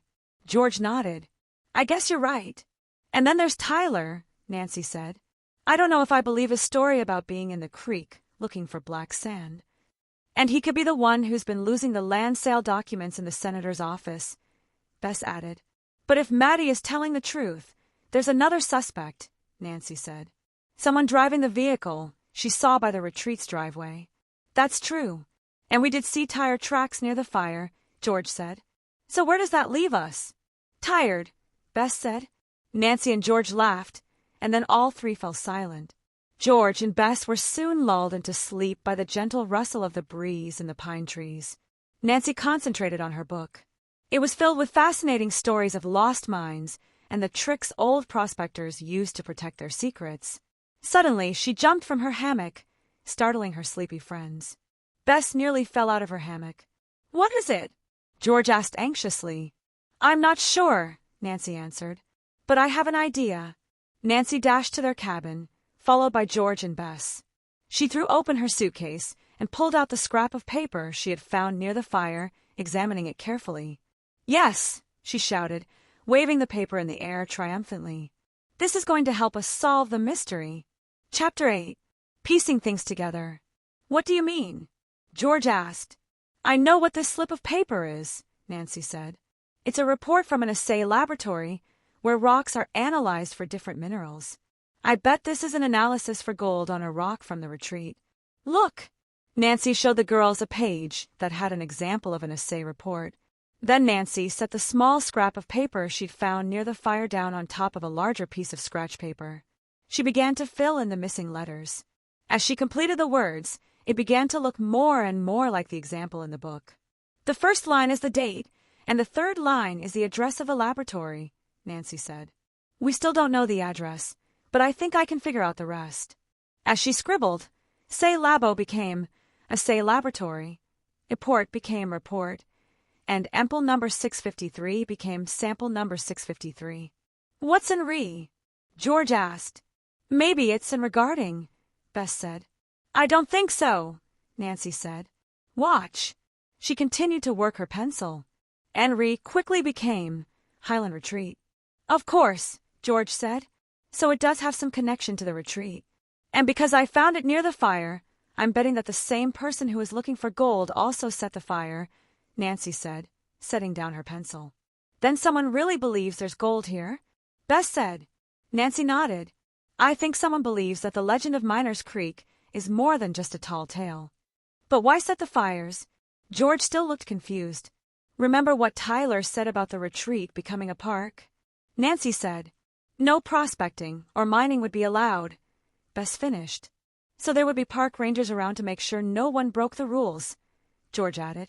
If someone is after the gold, they need to stop the land sale. Did I hear someone say gold? A teasing voice came from behind the girls. They turned to see their pilot, B.D. Eastham, standing at the screen door of their cabin. Sorry to interrupt, B.D. said cheerfully. I just stopped by to say hi. Nancy quickly stuffed the scrap of paper into her pocket and stepped outside to greet B.D. We've decided to become prospectors, she said, holding up the book she had been reading. Rachel's taking us to Prospectors Canyon tomorrow, George put in. We're all planning to strike it rich. You know a lot of history about this area, Nancy said to B.D. What do you think of the legend of Miners Creek? Do you believe it? B.D. folded his arms. You bet, he said with a wink. Just like I believe in the Tooth Fairy.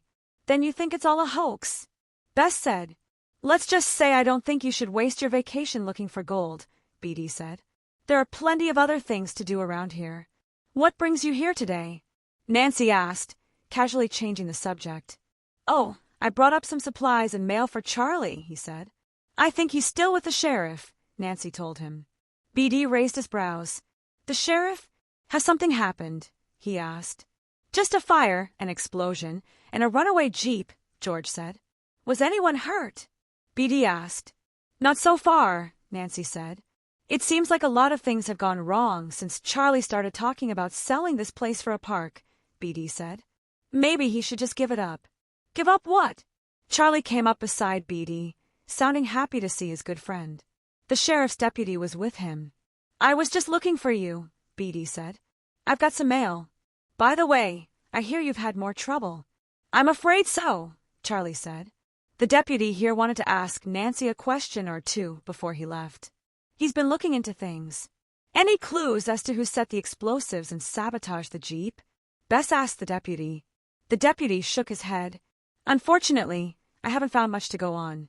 Charlie said he kept a key in the jeep's ashtray. So most anyone could have started the vehicle, he said. Nancy, when you got to the jeep, did you see anything or take anything out of the jeep? No, I didn't take anything, Nancy said. Did you talk to Pete? Yes, the deputy said. He showed me the board and rope. There was nothing else to go on, and I didn't find any usable fingerprints. He turned to Charlie. I don't know what more I can do than file a report. Call me if anything else happens. The deputy walked to his patrol car, and Charlie and B.D. strolled toward the lodge. The girls were soon back in their hammocks. Nancy began poring over the pages of her book again. It shows a picture here of a gold nugget the size of a walnut, Nancy reported to Bess and George. It only weighs 3 ounces, but it could be worth more than $1,000, even more to collectors because it's an unusual shape.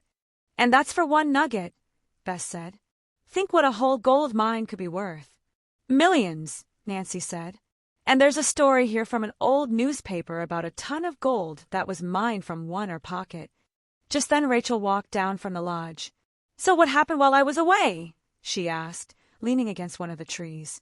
Are you guys having a nice rest? George quickly told Rachel what Nancy had discovered about the piece of paper she'd found in the meadow. I think someone who believes the story of Jeremiah Benner's mine is hunting for gold here and trying to sabotage the land sale, Nancy said. Someone doesn't want the gold protected in a park. She sat up on the edge of her hammock. Rachel, are there any papers or letters from Jeremiah and Cyrus's prospecting days that aren't up on the wall? Nancy asked. Anything besides what we've already seen? Well, there are some things left in a box in Granddad's desk, Rachel said, twisting the end of her ponytail thoughtfully. He just put the best stuff up for guests to see. Maybe we could find another clue if we looked at the box, Nancy said. The girls followed Rachel back to the lodge. She pulled a cardboard box from a drawer of the large roll-top desk, and the four of them settled down on the hearth of the giant fireplace to sort through old deeds, marriage licenses, and letters. One slightly blurry picture showed Jeremiah and Cyrus together. Granddad said that was taken when they first became partners, Rachel said. Too bad it's not a better picture. Nancy could just make out the twin white rocks each man held. She guessed they were the two pieces of quartz, or that Jeremiah had brought out of the mountain on the day he'd found the mine. Do you see anything that will help? Rachel asked, after nearly an hour of searching. I'm afraid not, Nancy said, shaking her head. It seems like we have lots of information, but not many solid clues. I hope you won't give up, Rachel said. Don't worry about that, said Bess with a grin. Nancy never gives up on a mystery. The girls carefully placed the papers and photographs back in the box while Rachel went to help Elsa fix dinner. Soon they were all seated around the long table, listening to BD's lively stories about wild plane rides and old fur traders. He was a natural storyteller, and he made dramatic gestures with his hands as he talked. A good actor, Nancy thought. It's nice you could stay for dinner, Charlie said to BD. With all the problems we've been having lately, good friends make especially good company. The Kaufmans seemed to be enjoying BD's stories as well, especially little Aaron. He was busily making airplane noises over his plate. The honeymooning Smythes, Nancy noticed, seemed to be more interested in each other than in BD's wild stories. Are you coming with us to Prospector's Canyon? Aaron asked BD. We're going to find a lost gold mine. What time? BD asked. 10 o'clock sharp, Rachel said. I'm playing guide. I'm afraid I have to work, BD said. But my guess is you'll be disappointed about the gold anyway. The only gold up there is fool's gold. Nancy thought it was rude of BD to ruin Aaron's hopes so needlessly, especially since BD himself was such a good storyteller. But she said nothing, and Aaron seemed not to notice as he continued to make airplane sounds. After dinner, BD excused himself, ruffled Aaron's hair playfully, and started for the door. I'm going to go get a sweater from the cabin, Nancy said. I'll come with you, George said. They accompanied BD to the door. That was quite a plane ride you gave us the other day, Nancy said casually. Was it as rough when you flew Tyler in later that evening? BD hesitated, as though trying to remember. Tyler came the night before, BD said finally. His flight was smooth as silk, but he didn't arrive here at the retreat until the next night, Nancy said, frowning. He stayed in town a day, I believe, BD said. I offered to drive him to the retreat, but he said he was staying over and would rent a car. Nancy's eyes widened as BD said good night and walked to his pickup truck. Tyler lied, Nancy said to George as BD started his pickup. He was in town the morning of the fire. Chapter 9. Ride into Danger. George followed Nancy back into the lodge, where the other guests were still talking around the big table. You know, I think I'll skip the sweater and just go back to the cabin to get some rest, Nancy told everyone. After all that's happened today, I'm beat. Rachel was telling the group about a pair of red-tailed hawks nesting on the other side of the meadow. Bess looked up from a cup of steaming tea. Nancy had a feeling her friend wasn't ready to budge from her comfortable chair. I guess we'll all need our rest for the ride up Miners Creek tomorrow, she said, hoping Bess would realize that she wanted to talk. Nancy's right, George said quickly. I think I'll turn in, too. Coming, Bess. Bess took one last longing look at her sweet-smelling tea and agreed that it was time for bed. The three filed out of the lodge and headed back to their cabin. Okay, what's up? Bess asked when the door was finally closed. Tyler lied, Nancy said. BD said Tyler flew into town the day before we did. That means Tyler was here when the fire started. And he was the one with the book on gold prospecting, George said, flopping down on her bunk. Do you think he's trying to find the gold for himself? He's certainly moving up on our list of suspects, Nancy said. But is there really any gold? Bess asked, throwing up her hands. Tyler isn't the only one who says the story about Jeremiah's mine is a hoax. Charlie and BD think the same thing. But Tyler could be lying to cover up his real interest, Nancy said. Well, if there is a gold mine, why wouldn't it have been found after all these years? George asked. It could be underground, Nancy said slowly. According to that book Tyler loaned me, the quartz and gold were left here by ancient volcanoes. She picked up the book and flipped through the pages. Sometimes the gold is visible in long veins that can be followed along a hillside, Nancy read. But gold can also be found in pockets, many of them underground. Some pockets are the size of a fist. Others are the size of a large room. She stopped at a page in the book that showed a diagram of a mountain and the placement of gold pockets. She handed the open book to George. But how would Jeremiah have found the gold in the first place? Bess asked. Mostly luck, Nancy said, but also some detective work. Pocket miners searched for pieces of gold or on the ground and made a mark on a map for every spot where they found it. That way, by connecting the dots, they could start to form a trail of gold ore. So the pocket of gold was at the end of the trail, George said, looking at the diagram. Yes, if they were lucky enough to find it, Nancy said. Like the pot of gold at the end of the rainbow, I guess. Maybe we could use the same method to find the gold ourselves, George suggested. Nancy shook her head. That would take months or even years. Besides, if Jeremiah picked up the pieces of ore, there wouldn't be a trail for us to follow, she said. Oh, well, George said with a shrug. The ride up Miners Creek tomorrow should be interesting, anyway. Who knows, we might get lucky, too. Right, Nancy said. And there's one other thing I want to do in the morning. Remember that second offer that Charlie got for his land? You mean from the preservation group? George asked. She closed the book and set it back on the nightstand. Yes, I want to get some background on them, Nancy said.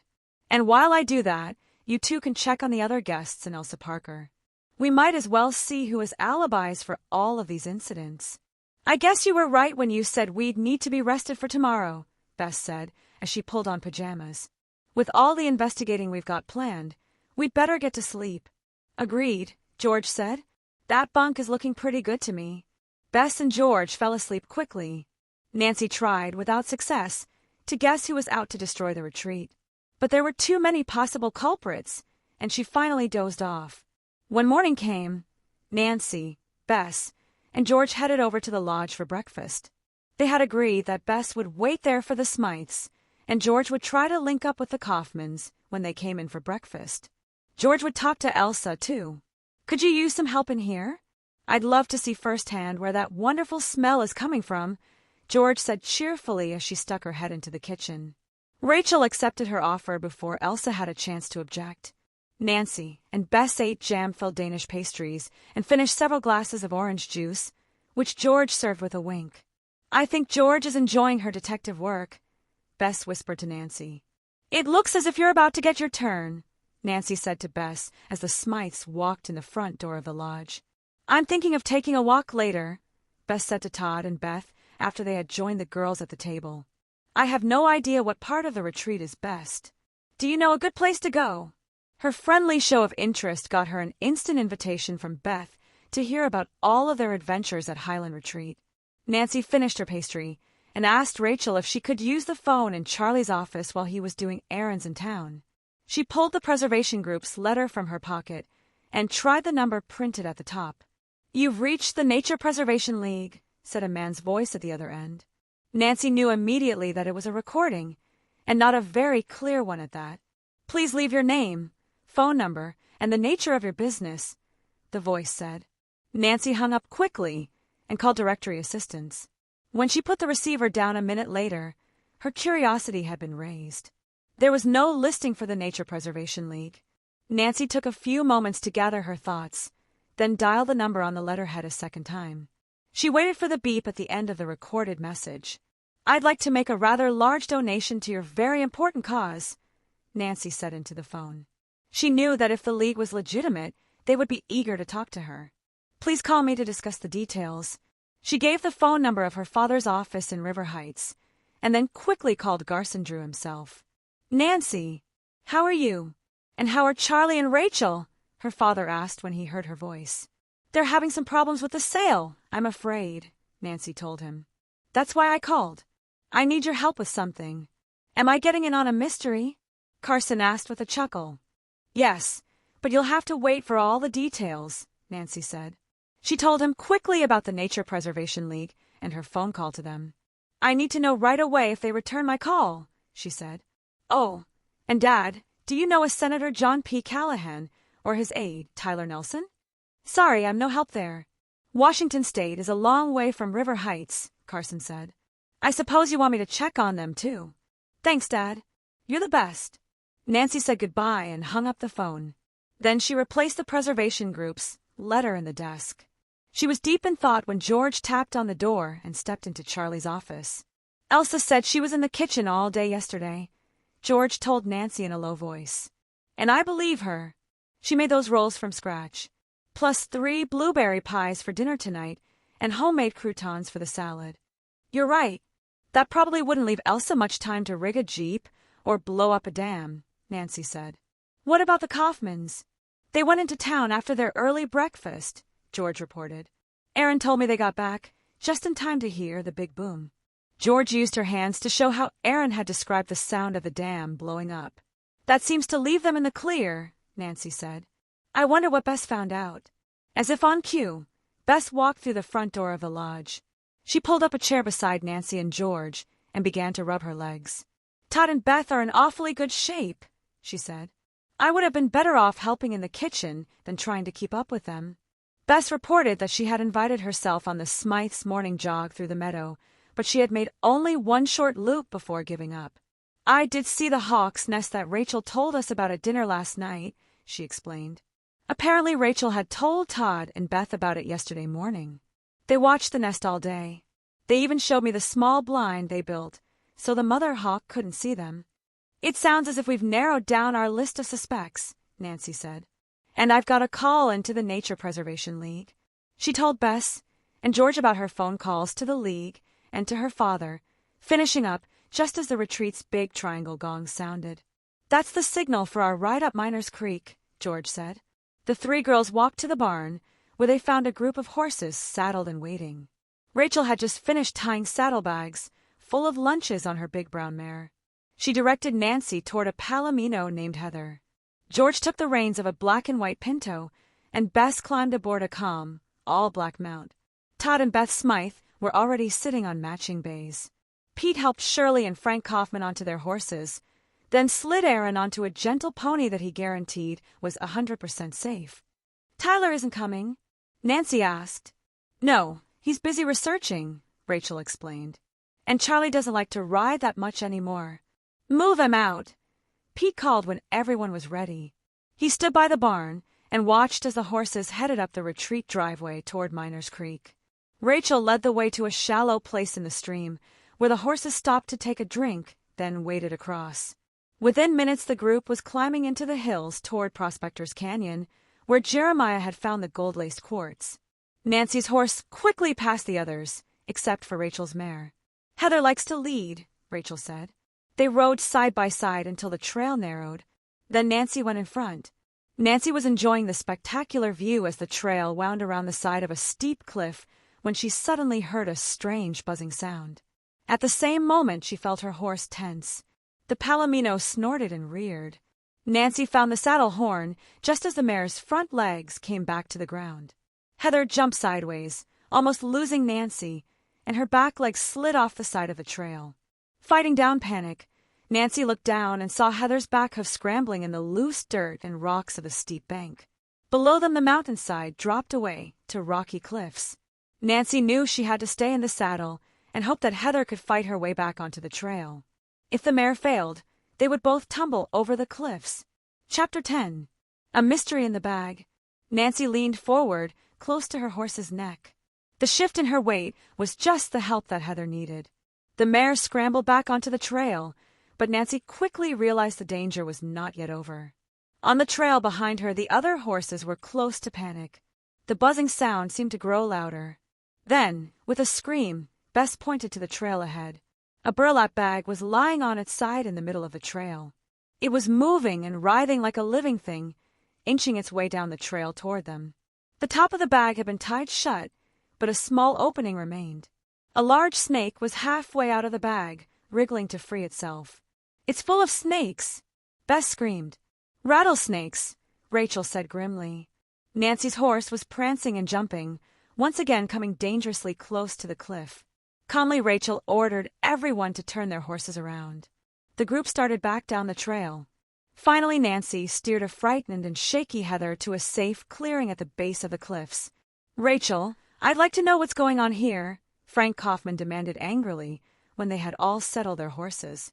That was a very dangerous stunt someone pulled. Shirley had dismounted and was helping Aaron from his horse. The little boy was frightened, and he looked as if he might burst into tears. "You can't blame Rachel for this," Nancy told Frank. "Why would she sabotage her own trail ride?" "You know that's right, Frank," Shirley said gently.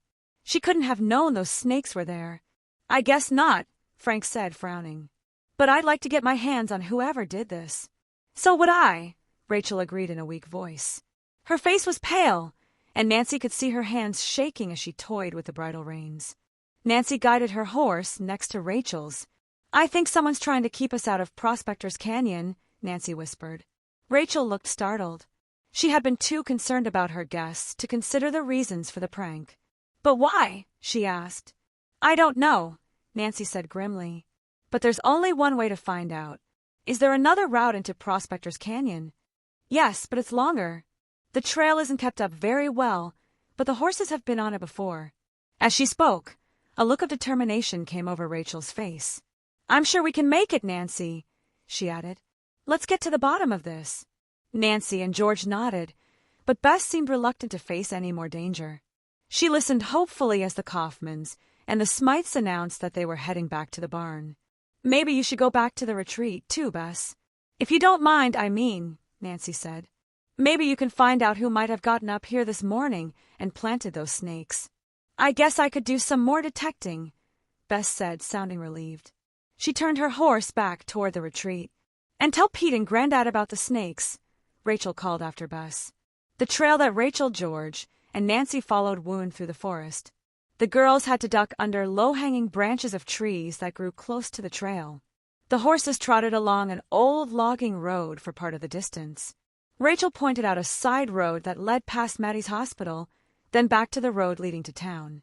The trail wound back to Miners Creek, and the rushing water made it difficult for the girls to hear one another talk. Nancy was surprised that the same stream that flowed gently through the meadow could have so much power in the mountains. Finally, the trail turned away from the stream and passed through a quiet clearing. "This is a good place for lunch," Rachel announced, jumping off her horse. "We have one more steep climb before we get to the canyon." Nancy and George dismounted, and the three girls quickly ate a lunch of roast beef sandwiches, corn chips, and lemonade. "Eat all you want," Rachel told them. "Elsa and I fixed enough for the whole camp, and I didn't think of sending any of it back with the others. I guess I made more work for Elsa.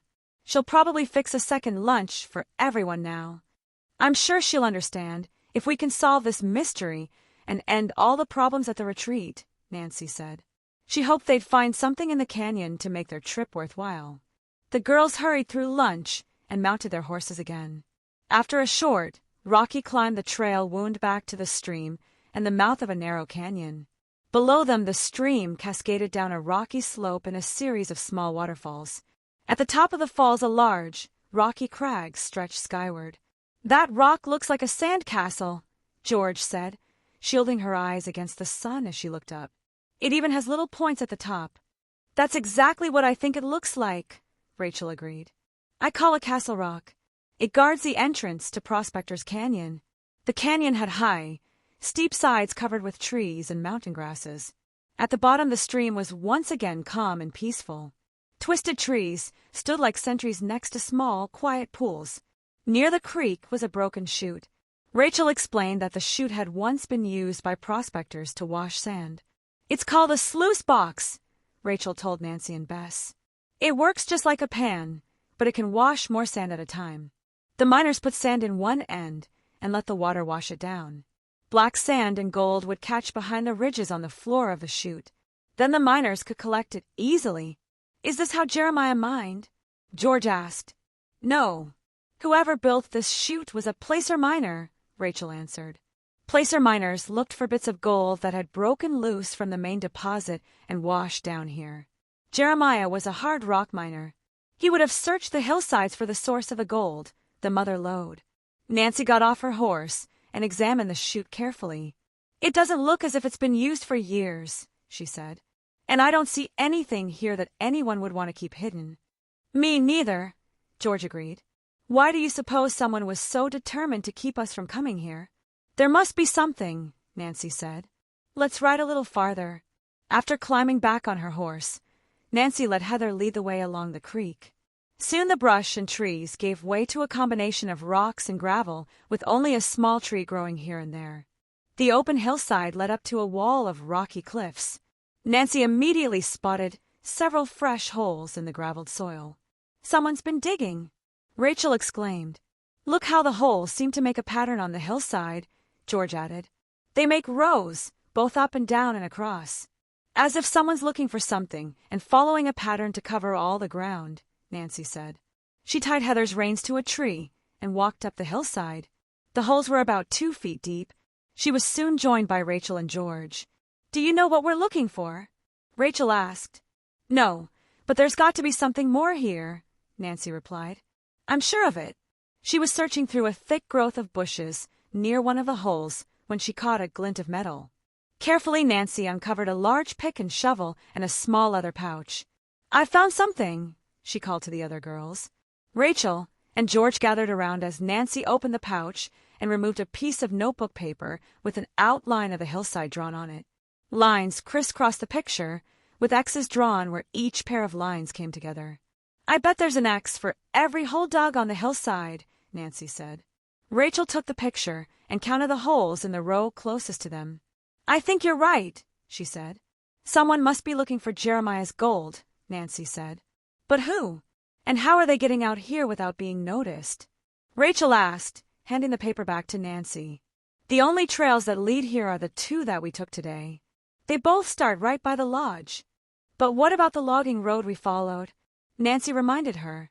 Didn't you say it passed by Maddie's bird hospital? That's right, Rachel said. And then it runs into the road to town. I guess that means anyone could have come up that way. Nancy and George exchanged glances. I hope you 2 don't think Maddie's in on this whole thing, Rachel said, kicking a rock in frustration. I'm telling you, she's not like that. I think we should talk to her anyway, Nancy said. Maybe Maddie's seen something. I guess a visit would be a good idea, Rachel said finally. I can take you over tomorrow morning. Good, Nancy said. Let's leave things just as we found them. And not a word to anyone about our being here. Nancy replaced the pouch in the bushes, and the girls headed down the hillside. Neither the gravel of the hillside nor the hard, dry soil of the trail held any footprints. Nancy was sure that whoever had been mining in the canyon would not be able to tell they had been there. When the girls cantered their horses up to the barn, they quickly dismounted, eager to get some dinner. Walking up to the lodge, they found Bess waiting on the porch. Nancy could tell from the way her friend was fidgeting that she had news. You won't believe what I found out, Bess said excitedly. I think I've solved the mystery. Chapter 11. A rock-solid clue. You mean you know who's been doing all the damage at the retreat? Nancy asked in surprise. That's right, Bess said, grinning with satisfaction. And one of them is in the lodge right now, talking to Charlie in his office. Nancy, Rachel, and George exchanged glances as they walked into the lodge. Charlie's office opened onto the balcony, overlooking the main room where the girls were standing. Nancy considered leading everyone back to their cabin, where they could talk in private, but Rachel nodded for them to follow her to the kitchen. Elsa goes into town to meet her sister on Thursday nights, Rachel explained as the girls entered the large, empty kitchen. And Pete always takes the guests to town for a movie. Rachel flipped on the lights, and the girls gathered around a small counter in the center of the room, waiting for Bess to tell her story. Bess took a deep breath. Okay, she began. It started when we got back early. Pete was unsaddling a horse, a sweaty horse that looked as if it had been ridden hard. And later I saw Pete talking to Tyler by Tyler's cabin. They broke apart as soon as they saw me. I don't know what they were saying. Nancy nodded. It sounds as if those 2 could be working together. Pete knows the layout of the retreat. He could easily have set up all the accidents with Tyler's help. Wait, there's more, Bess said, touching Nancy's arm. I went back to the barn just to check on my horse, since I didn't have anything else to do. I was going to give her a handful of grain, but behind the grain can, I found this. Bess reached in her pocket and pulled out the piece of gold-laced quartz. That's Granddad's ore, Rachel cried. She took the rock from Bess and held it in both hands. But why do you suppose it was in the barn? Nancy thought for a moment. Can you tell if any pieces have been chipped off the rock? She asked. Maybe someone wanted an assay report on the ore. Rachel frowned and turned the piece of quartz slowly in her hand. It looks the same to me, she said, handing it to Nancy. But I'm not sure I could tell. Nancy looked at the quartz carefully. There were no signs of scraping or grinding on the rock, but, like many quartz stones, it had so many bumps and angles that it would have been hard to tell if a small piece had been chipped away. She returned the ore to Rachel. It doesn't seem to make sense to me that Pete would have taken it, Rachel said. Nancy didn't answer. Her impulse was to agree with Rachel, but no one spent as much time in the barn as Pete. Bess's eyes had wandered to a plate of brownies on the kitchen counter. Maybe we'll be able to think better after a snack, she suggested. Nancy suddenly remembered that they hadn't eaten dinner yet. I'm pretty hungry, she said, but I'm afraid I'll be just as baffled after I eat as I am right now. Rachel sighed and slipped the piece of gold ore into her pocket. Then she led the girls to a large refrigerator where they found leftover roast turkey and potatoes. Wait until the barbecue tomorrow, Rachel said. Elsa's fixing a special roast. Rachel had told the girls that Charlie had planned the special event in honor of their visit. He had invited all the guests at the retreat. Maddie and BD were coming, too. I can't wait, Bess said. Nothing would keep me away from a barbecue. Rachel set containers of food on a long white counter by the refrigerator. George and Nancy filled stoneware plates with turkey, corn, mashed potatoes, and gravy. Then they placed the plates in the microwave to heat, one by one, as Rachel pulled up stools around the center counter. Bess watched the others eat as she munched on a piece of celery. Nancy was just taking her last bite of corn when a huge crash sounded from the main room of the lodge. Nancy rushed through the swinging Dutch doors, followed by George, Rachel, and Bess.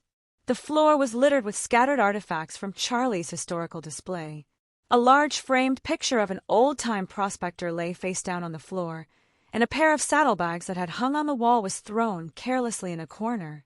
Looking through a window facing the front of the lodge, Nancy saw the dark figure of a man running down the porch steps. "Stop!" Nancy ordered as she darted across the big room, jumping lightly over a prospector's pan. She pulled open the front door, hoping to catch another glimpse of the fleeing figure, but the porch was deserted. Nancy hurried down the steps, colliding with a tall, sturdy man. It was Beatty Eastham. Nancy was hit so hard that she fell backward. She would have tumbled onto the steps if Beatty hadn't reached out and grabbed her arm. "Whoa, there, Nancy," Beatty said as he helped Nancy catch her balance. "What's the hurry?" I was looking for someone," Nancy stammered, stepping backward. "Someone who just ran out of the lodge." Nancy looked at Beatty suspiciously. He seemed to have come out of nowhere. "Have you seen anyone?" she asked. "No. I just walked around here from my car beside the lodge," he said, pointing toward the corner of the building. "And I didn't see anyone till I ran into you, or you ran into me." He grinned and pushed his hands into his pockets. "Are you here to see Charlie?" Nancy asked. "Yup." BD looked at the lighted dial on his watch. "It's 9 o'clock. I'm right on time." Nancy remembered that Charlie and BD played cribbage every Thursday. She watched BD's face closely in the dim glow of the porch light. He wore his usual cheerful smile. Nancy felt a little embarrassed for having run into him. "Coming back in?" BD asked, gesturing for Nancy to go ahead of him. Nancy turned around and stepped back through the front door of the lodge. Inside, George, Bess, Rachel, and Charlie were stacking the papers and framed pictures from the floor. "What happened here?" BD asked, surveying the mess. "It looks as if a hurricane breezed through." "Not a hurricane," Rachel said. "Did you see anyone, Nancy?" "Just BD," Nancy said. She looked around the room. Someone was missing. "Where's Tyler?" she asked. "He left for town half an hour ago," Charlie said. "He wanted to put a letter in the mail to the senator, so it would go out first thing in the morning." "I could have taken it in for him," BD said. Charlie shrugged. "I told him that," he said. "But Tyler wanted to take a drive anyway." At the same time, the four girls looked up from sorting papers and exchanged glances. Tyler didn't have an alibi for the ransacking. "You all look like you just saw a ghost," BD said. Am I missing something here? Rachel nodded. A real mystery, she told him. And it's looking more and more interesting all the time. Nancy was afraid Rachel was going to say too much. Don't you think we should let Charlie and Beadie get to their card game? She said quickly. We can clean up here. I'd like to look through these things again anyway. Nancy waited until Charlie and Beadie had climbed the stairs to Charlie's office and closed the door behind them. I think our culprit is getting desperate, she told the others. Someone has been here, looking for another clue. Nancy was silent for a moment. Then she looked at Rachel. Do you think Jeremiah could have hidden a map somewhere? I've never heard of one, but it's possible, Rachel said. Jeremiah was pretty secretive. She picked up a framed photo and began to examine the back. Maybe there's some kind of map among these things.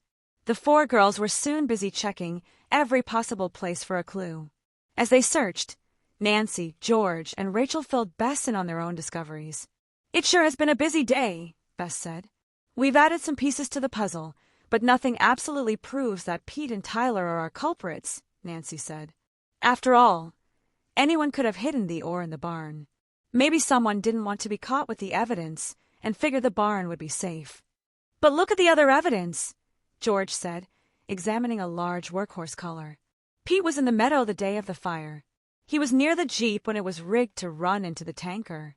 And he took a horse out this morning, just before we found the rattlesnakes. But we know Tyler lied about when he flew into Eagle Point, Bess said. And he left here tonight just half an hour before we found all these things taken down. He had the perfect opportunity to lose the documents Charlie sent to the senator, too. And don't forget the book about prospecting, Rachel added. But Maddie could have done all those things, too, Nancy said, glancing up from some papers. Rachel looked hurt. It's hard to think of Maddie or Pete trying to harm us, she said.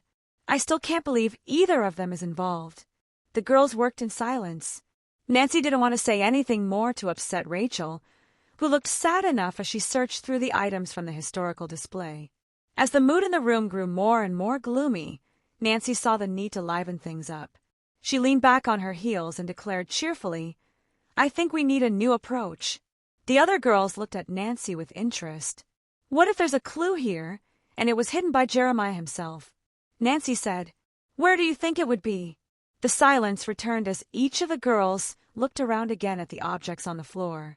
Nancy reached for a fringed leather jacket and checked it carefully for secret pockets or papers hidden in the lining. Nothing, she said.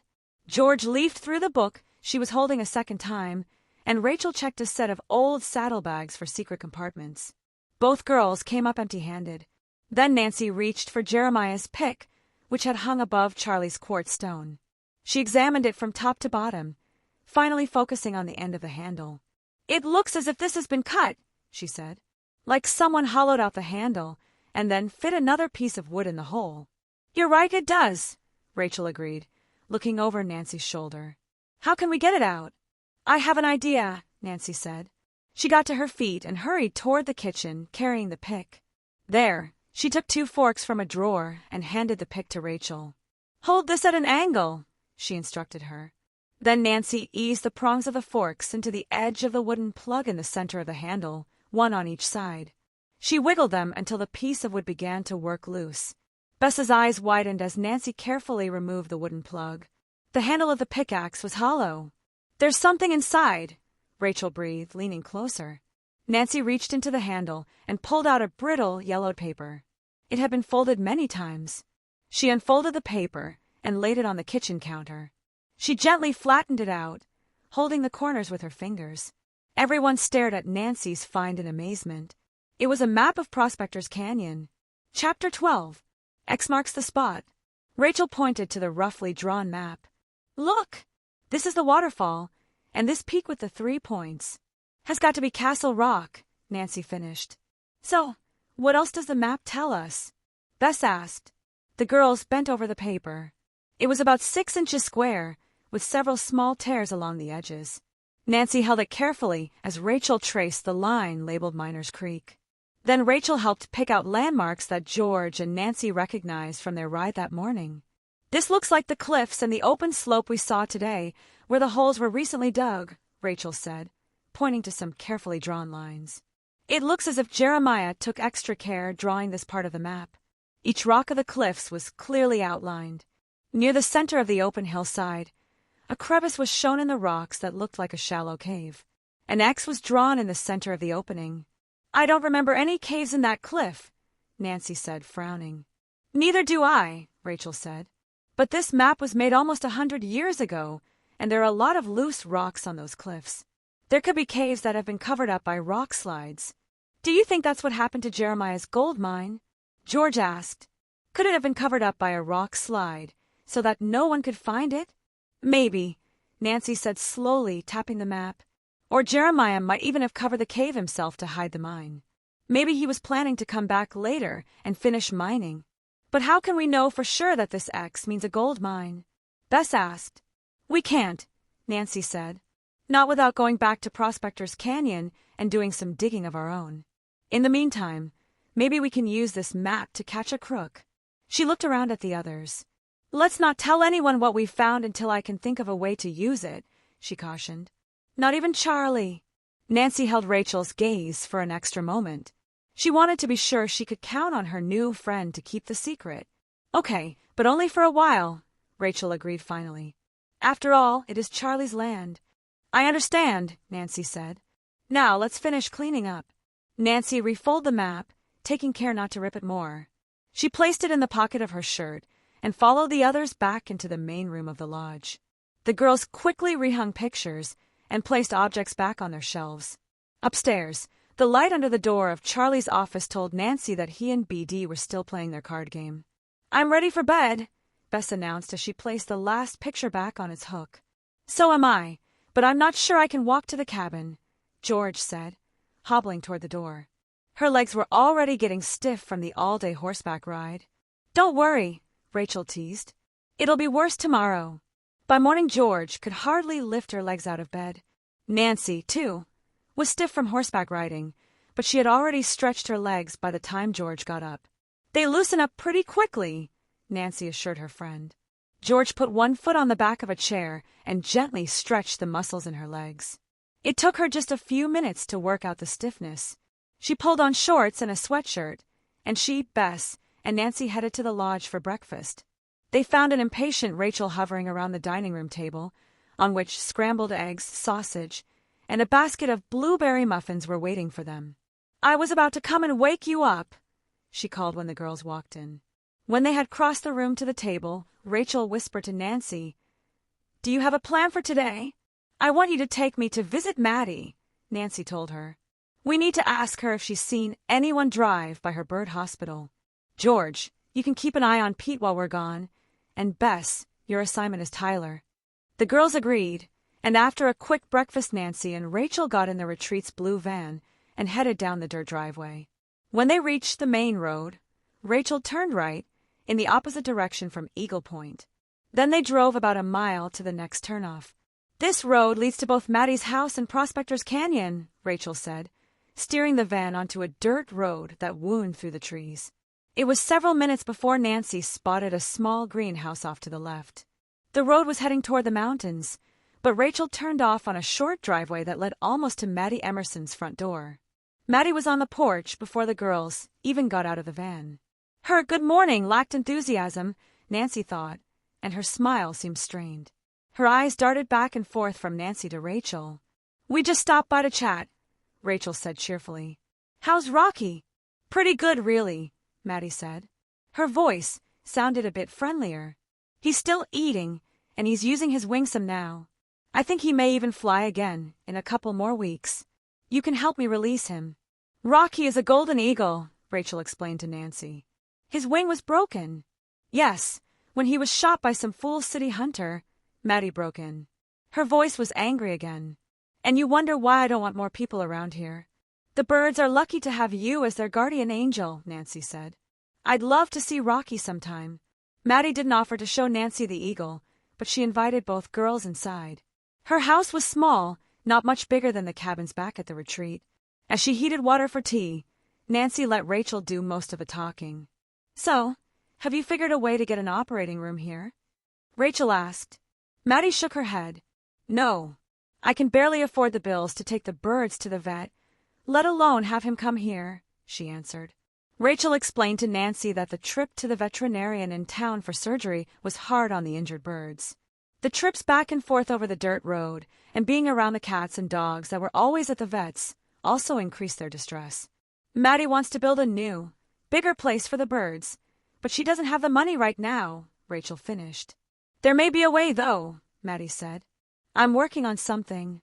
Nancy waited, but Maddie did not explain her plan. What exactly was the woman working on? Nancy wondered. Maddie grew a bit friendlier as the morning went on. By the time they had finished their tea, Nancy was beginning to understand why Rachel liked the woman so much. She showed a gentler nature to Rachel, and the two of them shared a love for the creatures of the forest. Come on, I'll let you see Rocky, Maddie said finally. She led the way to a door at the back of her small house. I've also got some baby owls, she said. A logger cut down the tree their nest was in. Poor things, but they're doing better now. She put her finger to her lips, then slowly opened the door to her hospital. Nancy quickly saw that the large room was bigger than the part of the house that Maddie lived in. Along the far wall were shelves filled with large and small cages. In one cage, 2 small owls were just losing their baby fuzz. That's Rocky, Rachel whispered, pointing. At the opposite end of the room, a great golden brown bird sat on a large perch and stared at the human intruders. Nancy had the uncomfortable feeling that the eagle was looking right through her and that she wasn't welcome in the room. A few moments later, Maddie motioned for them to leave, then closed the door silently behind them. Rocky looks good, Rachel said to Maddie. Thanks to you. He's magnificent, Nancy said. I wish I could have gotten a closer look. Maddie usually doesn't let people look at her birds at all, Rachel explained, walking toward the door. There's a real trick to getting them well without making them tame. If they're going to be released into the wild, they can't get too used to people. So it's important to keep people away from here, Nancy said, raising her eyebrows. That's right, Maddie said firmly. People and noise are the worst things for these birds right now. So you would probably notice if anyone drove by on the road past your house, Nancy said. Maddie shrugged. Maybe. Why? Nancy could see that Maddie had grown instantly wary. We think someone's coming onto the retreat from a back way, Nancy said, trying to sound friendly. Maybe from your property. I've heard a few trucks going by. No more than usual, Maddie said flatly. Tourists and hunters like to drive these back roads. Then Maddie's eyes narrowed as she looked sternly at Nancy. Maybe you're suggesting that I've been trespassing, she said, pushing her chin in the air defiantly. Rachel, I think you'd better take your friend and go now. Rachel motioned Nancy to the door. Nancy followed her, wondering why the stocky woman was being so defensive. Nancy decided it would be best to leave. She was saying goodbye to Maddie when her eyes caught the glint of shiny metal. There, resting on a table near the door, was a small copper blasting cap. Chapter 13. A paper trail. What do you use blasting caps for? Nancy asked, turning to Maddie. I found that. The woman shot back angrily. Now, I really think you should go. Maddie turned on her heels and strode back toward the bird room. We'd better leave, Rachel said. Nancy quickly stepped out, and Rachel closed the front door behind them. Rachel was very quiet as they got into the van and headed home. Do you know what Maddie's working on to get money for her hospital? Nancy asked. Sometimes she gets grants from the government for her work, Rachel said with a shrug. It's probably something like that. Nancy wasn't convinced, but she didn't want to hurt her friend. She gazed out the window of the van as they bounced past the endless straight trunks of evergreen trees. Rachel, I know you like Maddie, Nancy began gently. But isn't it possible she could be involved in the problems at the retreat? Rachel was silent for a long moment as she steered the van down the road. I hate to think that Maddie might be involved, Rachel said finally. But it is possible, I guess. Maddie said over and over again that she's against the retreat becoming a park, Nancy reminded her. Plus, we know she wants more money for a new hospital, and now she says she has an idea for getting it. What if that idea is the Miners Creek Gold? I suppose it does look pretty bad, Rachel said with a sigh. But what about the blasting at the salmon spawning beds? Maddie would never do a thing like that. She loves animals too much. Nancy nodded. You're right. That doesn't seem to fit her nature. But maybe she didn't plan all the disasters herself. She could be working with someone else. You mean like Pete? Rachel said. He is one of our leading suspects, Nancy said. Still, I can't shake the feeling that we're missing something or someone. Rachel turned the van into the retreat driveway. As they neared the lodge, she slowed down. A pinto horse and rider were walking slowly up the drive in front of them. It's George, Nancy said, waving to her friend. Rachel parked the van and Nancy jumped out. I thought you were watching Pete, she said. I was, George said. The only way I could think of to keep an eye on him was by helping him in the barn. After a while he started getting suspicious, so I said I wanted to take a ride. All he did all morning was clean stalls and help me saddle this horse. George promised she would take only a short ride and check on Pete again when she returned to the barn. I'm going to change into shorts, Nancy told Rachel as George rode away. It's getting much too warm for these jeans. I'll meet you back at the lodge, okay? Rachel nodded, and the two girls went in opposite directions. But as Nancy neared the cabin, she saw that the door had been left ajar. She pushed it open carefully. The cabin was in turmoil. All of the girls' suitcases had been opened and dumped onto the floor. The beds had been torn up, and the drawers opened in the tiny kitchen. Someone had obviously searched the girls' cabin while they were gone. But what could they have been looking for? Nancy touched the buttoned pocket of her shirt. The map was still there. Thank goodness. She was glad she'd kept it with her. In its fragile condition, she had thought about leaving it hidden in her suitcase. Nancy sat on one of the bunks and looked around the room, wondering again why anyone would ransack the cabin. What could the intruder have been looking for? No one knew about the map. She had to find out what, if anything, was missing. The book on prospecting that Tyler had loaned her was right where Nancy had left it on the kitchen counter. She walked over and saw that it had been opened to a page that she had marked on how to find gold. Nancy closed the book again. Had the pages told the burglar anything new? Probably not. Nancy reached for the smallest of 3 canisters that sat on the counter. She had put her only other physical evidence inside of it yesterday. She lifted the lid and found the canister empty. The piece of the assay report was gone. As Nancy replaced the lid, she wondered if someone had come looking for just that piece of paper. But how had he or she known that Nancy had found it in the meadow? Or maybe the burglar had come across the assay report accidentally while looking for something else. Could whoever it was have guessed that they'd found a map? Someone might have been spying on them last night. That thought sent a shiver up Nancy's spine. She would have to tell George, Bess, and Rachel to be especially careful. Nancy was picking up clothes from the floor when she heard a moan from the bathroom. Quietly, she crossed the room and edged the door to the small room open. There, sprawled on the floor, was a barely conscious Bess. She was lying on her side, her long hair in a disheveled mass on the wood floor. Nancy knelt down beside her friend as Bess moaned again and started to move. There was a large lump on the back of her head, and a small amount of blood was already dried in her blonde hair. Nancy, am I glad to see you? Bess said groggily when she opened her eyes. What hit me? I don't know, but whatever it was, it came down hard, Nancy said. You've got a nasty lump here. Nancy gently felt around the back of Bess's head to check her injuries. I think you're going to be okay, she said. Can you stand up? I think so, Bess said. With Nancy's help, Bess managed to get to her feet and walk the few steps to the nearest bunk bed. Nancy helped her lie down. Stay still, Nancy told her. I'm going to get help. But first, tell me what happened. Bess shook her head slowly. I'm not sure, she said. I walked around the grounds for a while this morning, looking for Tyler. I never found him, so I came back here. When I opened the door to the cabin, my suitcase was open. Then I thought I heard a noise in the bathroom. I went in to see what it was and wham.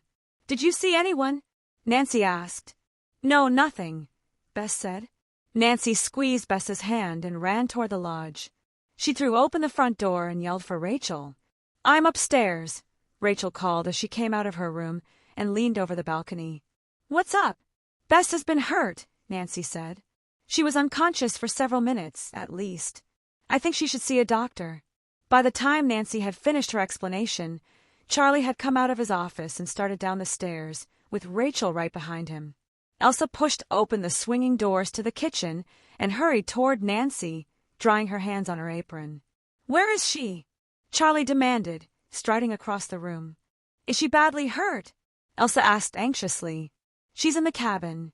She was hit on the head by an intruder, Nancy said. With Nancy in the lead, the group made a cavalry-style rush to the cabin, all intent on helping Bess. After both Elsa and Charlie had examined her, they agreed Bess should see a doctor. "I'll drive her to the clinic," Elsa said. "And I'll go with you." There was a look of determination on Rachel's face as she spoke. "Then we're going to find out who did this, one way or another." Nancy hoped that Rachel could keep her emotions under control. Rachel would need a clear head to be of any help in solving this mystery. Rachel was right about one thing, though, Nancy thought. It was time to find whoever was causing all the problems at Highland Retreat. The situation seemed to be becoming more dangerous every day. Elsa and Rachel were helping Bess up off the bunk when George walked in. "What's this, a party?" George asked. Then she noticed Bess and quickly became serious. "What happened? What's going on?" Nancy quickly told the story. "I just put my horse away," George said.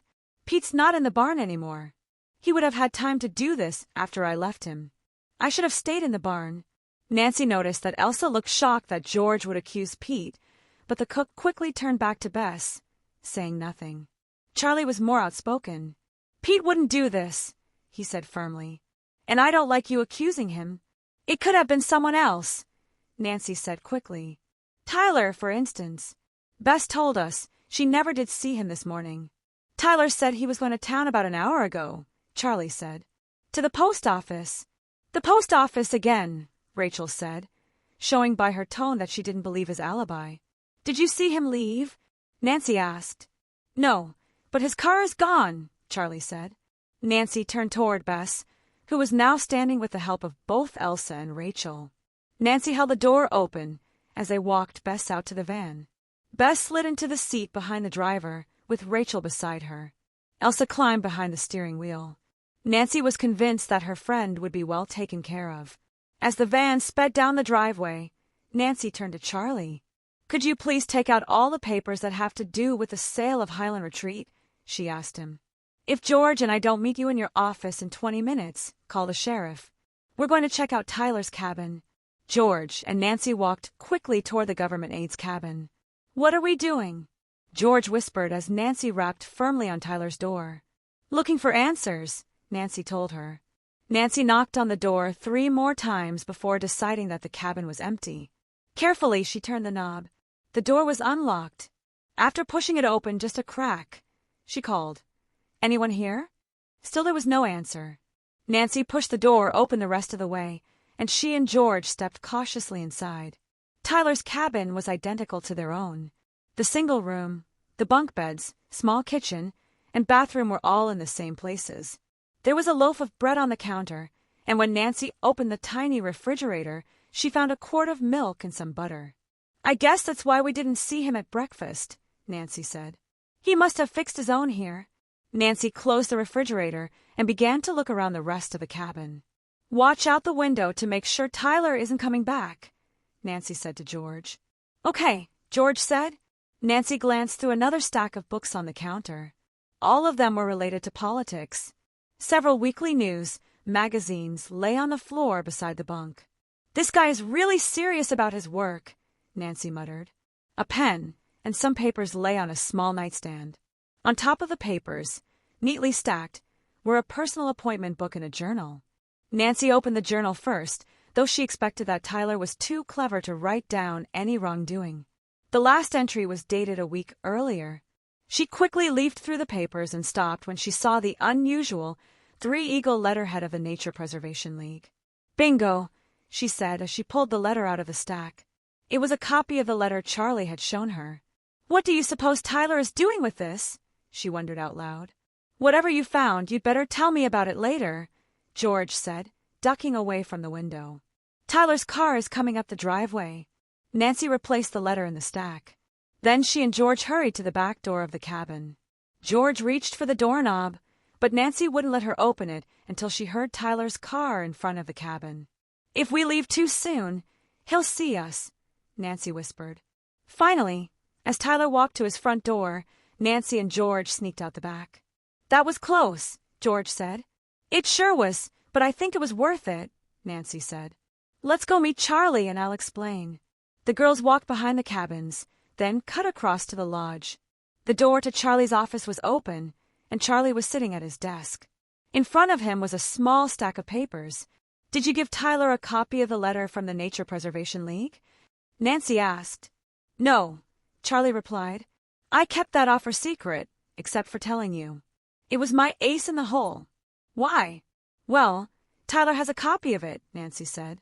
"Where would he have gotten it?" George asked. "I don't know, unless he was the one writing it," Nancy said.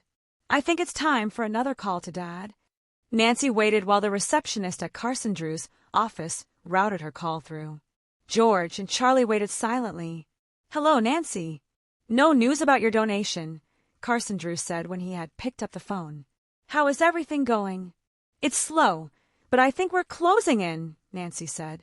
She had decided not to worry her dad with the news of Bess's injury. "I've done a little checking," Carson said. "I couldn't find anyone who'd ever heard of this Nature Preservation League."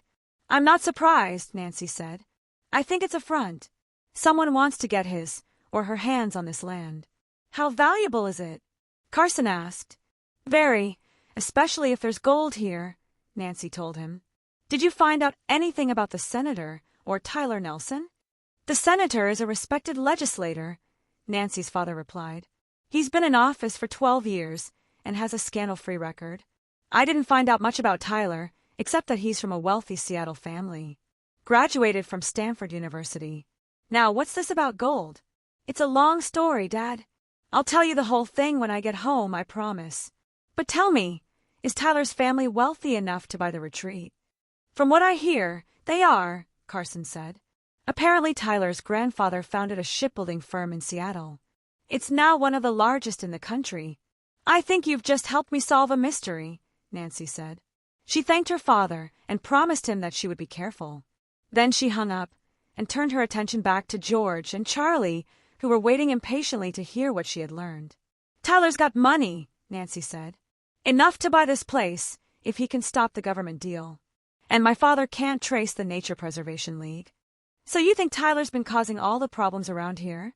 Charlie asked. "It's possible," Nancy said. "But if he did, I suspect he had help. Pete looks like a likely accomplice." "I'm going to call the sheriff again," Charlie said, reaching for the phone. "But we don't have any real evidence," Nancy protested. "The only thing I had was that piece of paper from the assay office, and now that's gone. I think we should set a trap." "That's too dangerous," Charlie said. "No more dangerous than letting whoever is doing all of this get away, free to come back and cause you more trouble," Nancy argued. "I suppose you're right." Charlie sat back in his chair and sighed. "But you've got just one chance to bring this culprit out in the open." "Then I'm calling in the law." "It's a deal," Nancy said. She was already forming a plan in her mind. "Would you make sure Maddie and Beatty are coming to the barbecue tonight?" she asked Charlie. "I think everyone should be here for this." Charlie agreed, and Nancy laid out her plan. She pulled the folded map from her shirt pocket and showed it to Charlie. His eyes widened. "What on earth?" he began. "We're pretty sure it shows the location of Jeremiah's gold mine," Nancy said, explaining where she had found the map. "And tonight we're going to use it as bait to catch a crook." Nancy sent George to get a pinch of black sand from the prospecting pan in the display downstairs. While she was gone, Nancy quickly copied the important landmarks on the map, including the rocks of the cliff and the X. When George returned, Nancy had her drop the sand in an envelope. Then Nancy folded the map up. She handed the map to Charlie and put the copy in her pocket. "Tonight at the barbecue, wear a jacket and make sure everyone knows that map is in the pocket," Nancy told him. Charlie nodded. "We'll help you find an excuse to come back to the lodge and leave your jacket on the hook," Nancy went on. "But before you hang it up, I want you to take a pinch of sand from this envelope and put it inside the folded map. If that sand is gone when we unfold the map, we'll know someone else has looked at it. When you come back to the barbecue without the jacket or the map," Nancy continued, "our crook will know where to look for it. Then, when he goes to Prospector's Canyon to look for the gold, he'll get a big surprise, us." Chapter 14. All together, Nancy, Charlie, and George had just finished making their plans when they heard the screen door of the lodge swing shut. All three of them hurried to the railing, where they saw Elsa and Rachel below. "Where's Bess?" George asked as they came downstairs, eager for news. Didn't she come back with you? She's fine. Elsa's voice sounded tired. At least, the doctor thinks she's all right, but he wanted to keep her in the hospital overnight, just to be sure. Bess didn't get worse after she left here, did she? Nancy asked anxiously. No. Actually, when we were leaving, Bess told us her headache was almost gone, Rachel said. She was pretty mad about missing the barbecue tonight, too. She seemed to think that Elsa's roast would be a lot better than the hospital food. Nancy smiled. It sounded as if Bess was making a quick recovery. Elsa leaned toward Nancy. She also said she bet you'd have something special planned for tonight, Nancy, she said in a low voice. I hope it's nothing dangerous. I think one girl in the hospital is enough. Nancy stiffened. I'm sure that enjoying all that good food will be plenty of adventure for tonight, she said, trying to sound cheerful. Elsa gave her a suspicious look, then shook her head and pushed through the doors to the kitchen. I hope you can help me, Rachel, Elsa said, sticking her head back through the door. I'm way behind schedule.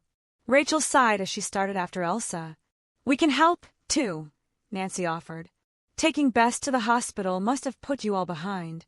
A late lunch was the first order of business in the kitchen. Nancy and George quickly had a large tray of turkey sandwiches ready. Both the Smythes and the Kaufmans had picked up sack lunches at breakfast and left for day-long hikes. Rachel took a sandwich, chips, and a glass of iced tea up to Charlie in his office. George volunteered to help Elsa carry food and a large thermos of iced tea to Pete, who was barbecuing a large roast beef at the pit located near the side of the barn. While they were gone, Nancy filled Rachel in on their plan for the evening as they ate sandwiches at the dining room table. Charlie won't be in any danger, will he? Rachel asked. This person, whoever it is, has already hurt Bess. Charlie will be safe, Nancy assured her. And we've already agreed to call the sheriff if things get dangerous. All right. I have an idea to get Charlie back up here after he shows everyone the map, Rachel said. Just then Elsa and George came back into the kitchen. Pete is turning the roast, George announced. And that sauce smells delicious. Under Elsa's direction, the apprentice cooks soon had a large potato salad and a platter of fresh fruit ready. Elsa was baking big loaves of French bread that had been rising since morning. The last chore was to toss a large green salad. When everything was ready, the girls helped carry the food to the barbecue. The guests had already gathered and were enjoying the perfect summer weather. Maddie Emerson was sitting in a lawn chair near a giant pine tree at the edge of the picnic area. She sat very still, and her head was tilted toward the sky. Nancy guessed that she was listening to the birds that were singing their evening songs in the trees.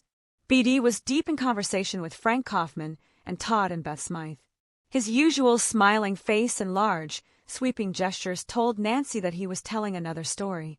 Aaron Kaufman stood next to his mother, watching the roast turn slowly over the coals at the barbecue pit. Tyler was looking over the food on the table. I wasn't sure Maddie would come after your run-in with her this morning, George whispered to Nancy. I wasn't either, Nancy whispered back. But I'm glad she did. Now all of our suspects are present. As soon as the girls had set the food down on one of the large picnic tables, Charlie started to tell a story.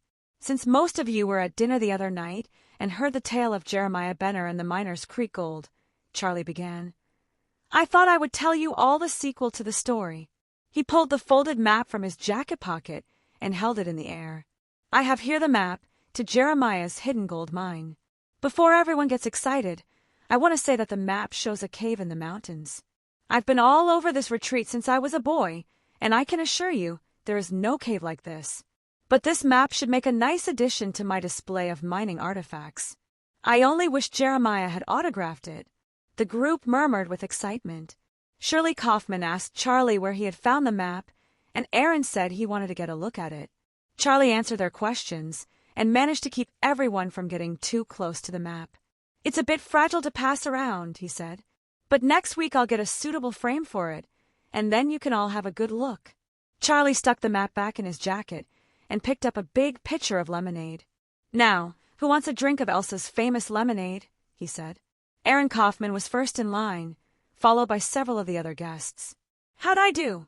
Charlie asked Nancy when he got a chance. Do you think I was convincing? We'll soon find out, Nancy replied. She smiled at Beth Smythe, who was energetically telling Rachel more about the Hawk family they had been watching. Beatty came up to talk to Charlie.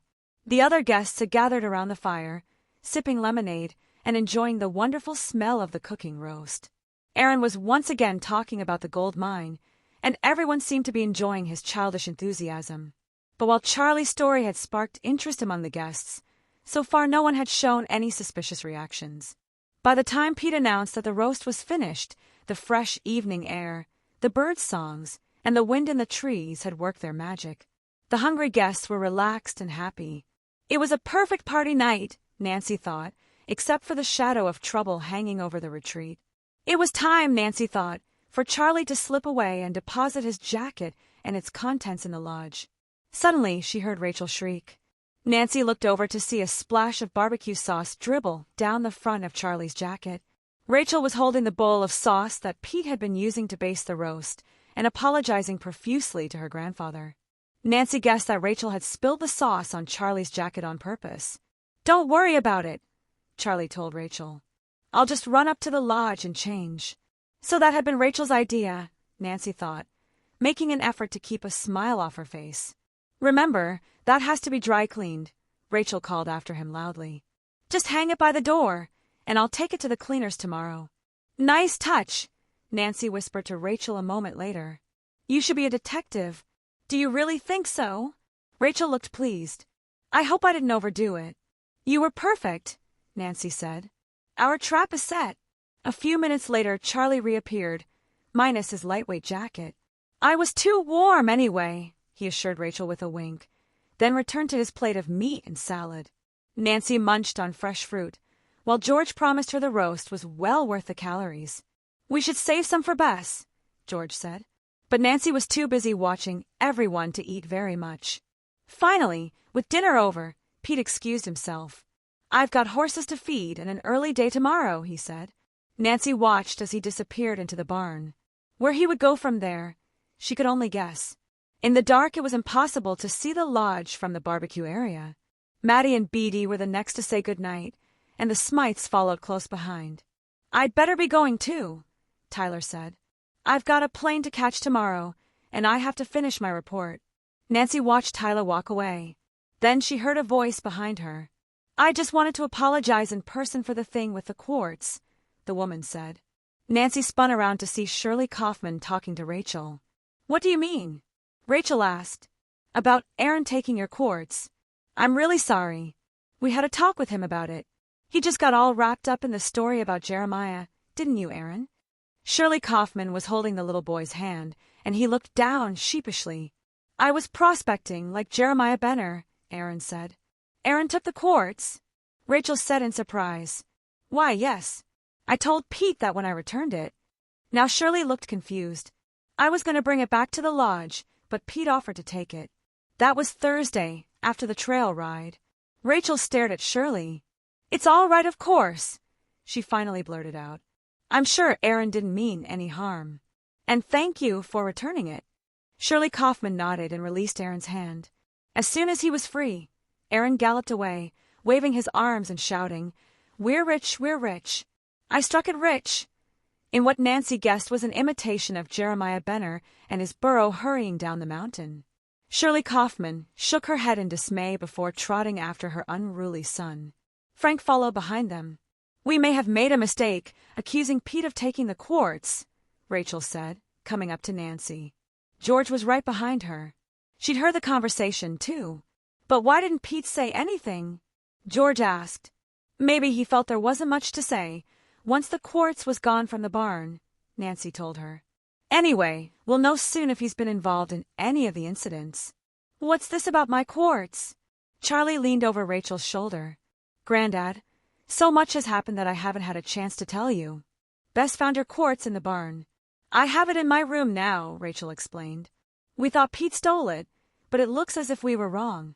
She told her grandfather what Shirley Kaufman had just said. "I guess I can straighten that out tomorrow," Charlie said. The girls began to help Elsa clean up. "I suppose," Elsa said, "that we can't go back to the lodge for a while." Charlie laughed and put his hand on her shoulder. "You always were a smart one," he said. "What else have you figured out?" "I haven't figured out a thing," she said. But you're all moving around here like snails, when we could have this place slicked up and be straight off to bed in no time. I guess we better do something else then, Nancy said with a laugh. How about sitting around the campfire and singing songs? It took some coaxing, but Nancy finally got all of her friends in lawn chairs around the dying coals of the fire. After a few choruses of "Oh, Susanna" and "Red River Valley," everyone began to relax. "Thank you for a great barbecue," Nancy said to Charlie and Rachel when a half hour had gone by. "Now let's go check our trap." Charlie and Rachel carried buckets of water from a nearby horse trough to drown the fire. Then, with armloads of bowls and platters, the group started casually up the driveway toward the lodge. Once inside, the girls hurried to the kitchen to deposit dirty dishes. "You detectives run along now," Elsa said. "I'll take care of the dishes." "Thanks, Elsa," Rachel said. "I'll make it up to you tomorrow." Nancy, George, Rachel, and Charlie gathered around the coat rack by the front door. Charlie reached into the pocket of his soiled jacket and pulled out the map. "It wasn't stolen," Rachel said, sounding disappointed. "Let's find out if it was red," Nancy said. She brought a piece of white paper from the desk and placed it on the floor. Charlie carefully unfolded the map over the paper and shook it gently. The black sand was gone. Editor's note in case this audiobook has been posted somewhere else. Please check out A.J. Aaron's audiobooks for more audiobooks and content. Chapter 15. An explosive situation. "Someone's read the map." "All right," Nancy said. "Now we have to find out who. I'm putting this in a safe place right now." Charlie refolded the map and started toward his office. "It really will make a nice addition to the display, don't you think?" "That's a good idea," Nancy agreed. "We'll use my copy from now on." Nancy glanced at her watch. "Our thief may be watching to make sure we all go to bed. Let's try to get a few hours sleep. We'll meet back here at 3 a.m. That should give us time to get to the canyon before first light, right?" "Right," Charlie said. "And I think I'll call the sheriff and let him know what we're up to just in case." As they walked back to their cabin, George said to Nancy, "It's strange not having Bess here with us." "I know," Nancy said with a sigh. "But I'm glad the doctor kept her at the hospital overnight. She needs her rest, and no one here is going to get much. That's for sure." "I just wish I were sleepy now," George said. "I can't stop wondering if we're really going to find a gold mine tomorrow." "And who else will be there?" Nancy said as the two of them climbed into their bunks.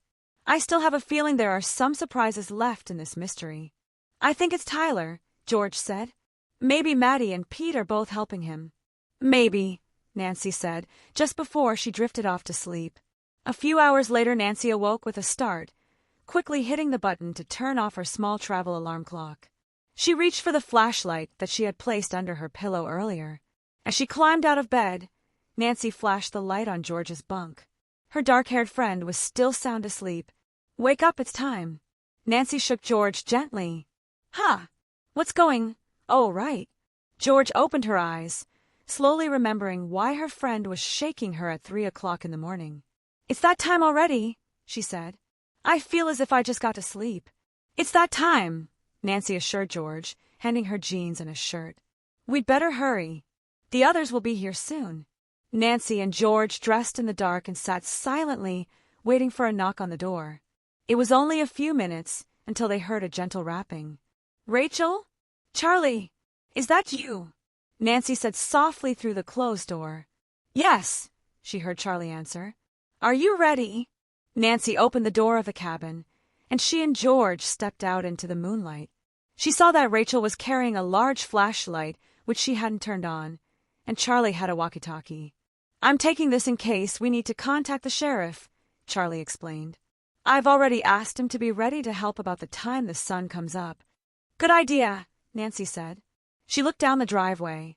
Both Tyler's cabin and Pete's house were completely dark. The three girls followed Charlie to the Jeep and climbed in. He had moved it to the driveway side of the barn, and Nancy noticed it was pointing downhill. "Hold on," Charlie whispered when everyone was seated. He released the parking brake, and the open Jeep began to roll slowly down the hill. He steered it onto the driveway and let it bounce along in silence until they were almost to the main road. When Charlie finally turned on the engine, the Jeep was far enough away from the cabins and Pete's house to keep from disturbing any of the guests. They continued along the dusty road, with only the moon and stars to light their way. Charlie shifted into low gear when they drew near Maddie's bird hospital. "Do you think she heard us?" George asked when they were past. "I don't know. We were pretty quiet," Nancy said. "If she did, she probably thought we were just some fool city folks," Charlie said, mimicking Maddie's voice. George and Nancy laughed, but Rachel just looked out at the trees going by. Nancy guessed she was still worried that Maddie might show up at the mine site when morning came. It took another 20 minutes to drive through the dark to the end of the old logging road. Nancy and Rachel jumped out of the Jeep and used their flashlights to find a path through the trees to a good hiding place. Charlie parked the Jeep behind some large granite boulders. Then the group started up the trail to Prospector's Canyon. The hike was even more difficult in the dark. Rachel led the way, warning the others when she saw a rock or tree root in the path. Even so, the girls often tripped. The loose rocks seemed to jump out at them from the path, making the darkness seem like an enemy. Even Nancy was feeling a little shaky by the time they finally arrived at the mouth of the canyon. Castle Rock looked sinister in the darkness, hanging over the trail like a black shadow in the starlit sky. Occasionally, Nancy motioned to the others for quiet, and for a few moments no one moved. Nancy listened for the rattle of rocks being kicked on the trail, or the swish of a tree branch that would tell her another person was in the canyon. She heard only the eerie call of an owl piercing the still night air. "How long till dawn?" Nancy whispered to Rachel. "Maybe an hour," Rachel answered. "Let's make the most of the darkness while we can," Nancy said. They followed Miners Creek up the canyon until they reached the open hillside, where Nancy, George, and Rachel had found the signs of digging earlier. Nancy and Rachel shined their flashlights up toward the cliffs. The beams revealed a field mouse scampering over the rocks. It froze for a moment, then made a dash for the bushes. "I don't think anyone is here," Rachel said. The girls and Charlie followed Rachel up to the cliffs, and Nancy pulled out her map. Using Rachel's flashlight, they studied the rocks all along the edge of the cliffs. "There isn't anything like what's shown on the map," Rachel said. "Could we be in the wrong place?" George asked. "I don't think so," Rachel said slowly. "I know this canyon, and there isn't any other place with the open hillside and the cliffs like this. This has to be the spot. Even if the mine had been buried, I don't know how we'd ever find it," Charlie said. "The last person who tried didn't seem to have much luck." He gestured to the empty holes on the hillside. "I guess Jeremiah's gold mine is going to stay a mystery." Rachel sighed. "If we can catch whoever's been trying to destroy the retreat, I'll be happy," she said, but her voice sounded discouraged. Nancy was disappointed, too. If a mine did exist, it had been well covered. Perhaps in the light it would show up. Or maybe it was all just a story. But the map was convincing. It looked old, the paper yellowed with time. And why would Jeremiah go to the trouble of hiding the map if it weren't the key to the mother lode? Nancy wondered. "Rachel's right," she said at last. "We can still make this a success by catching our culprit. Let's find a place to hide." Charlie and the girls followed the cliffs to a spot overgrown with heavy brush and trees. They settled down there and waited for morning. Time seemed to drag by. After nearly an hour of staying still in their rocky hideaway, Nancy wished she could stretch her legs. She knew the others were probably feeling the same way, but no one complained. Nancy closed her eyes, trying to imagine herself in a big pool of warm water, but the image did little to soothe the cramps in her legs. When Nancy opened her eyes, Rachel was pointing down the hill. A figure in light-colored clothes and a cowboy hat had just come into view on the trail. Nancy was instantly alert. She looked around and saw that George and Charlie were also intently watching the figure below them. Nancy could see that the person was carrying some sort of bag over one shoulder. Her eyes were riveted to the figure. To the east, the sky had turned a bright violet as the sun rose over the horizon. A few gray-edged clouds floated through the sunrise, and the canyon took on a cheery pink tone. The silhouette climbing the hill cast the only dark shadow on the otherwise beautiful summer morning. Nancy could tell from the figure's height and build that they were watching a man. She was relieved, for Rachel's sake, that it wasn't Maddie climbing the hill. She wished that the person would take off the cowboy hat so they could see his face. They would just have to wait. The man climbed to the small clump of bushes where Nancy had found the tools and pouch on their earlier visit. He leaned over and pulled out the shovel and pick, then opened the duffel bag. He stopped and looked down into the bag he'd been carrying, as though considering what to do next. With his right hand, he pulled a handkerchief from his hip pocket. His left hand reached to the brim of his hat, and as he slipped it off his head, Nancy's eyes widened in surprise. She looked over at the others, who appeared equally shocked. "It's B.D. Eastham," Rachel whispered. "I don't believe it." For a moment Nancy didn't believe it, either, but then the pieces of the puzzle began to fall into place. On the day she and her friends had arrived, B.D. had heard them talk about stopping in town on the way from the airport, so he had had time to set the fire. He had even suggested the place to eat. B.D. had also been at the retreat on the day of the explosion and the runaway jeep, and on the night the lodge was ransacked. He even knew what time they had planned their trail ride to Prospector's Canyon on the day the rattlesnakes were put on the trail.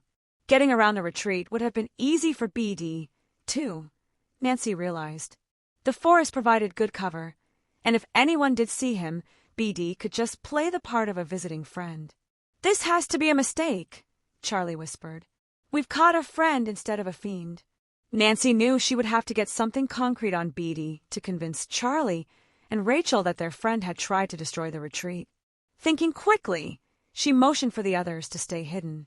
She had just one chance to prove the truth. Nancy stepped out of the trees and started down the hill toward B.D. "Beat me to it, I see," she said when she was about 20 feet from him. B.D. whirled around to face Nancy, and she saw the surprise on his face. Then his expression turned to anger. "Why did you follow me?" "I'm in no mood for games today," he said, reaching for his duffel bag. "I didn't follow you. I followed this map."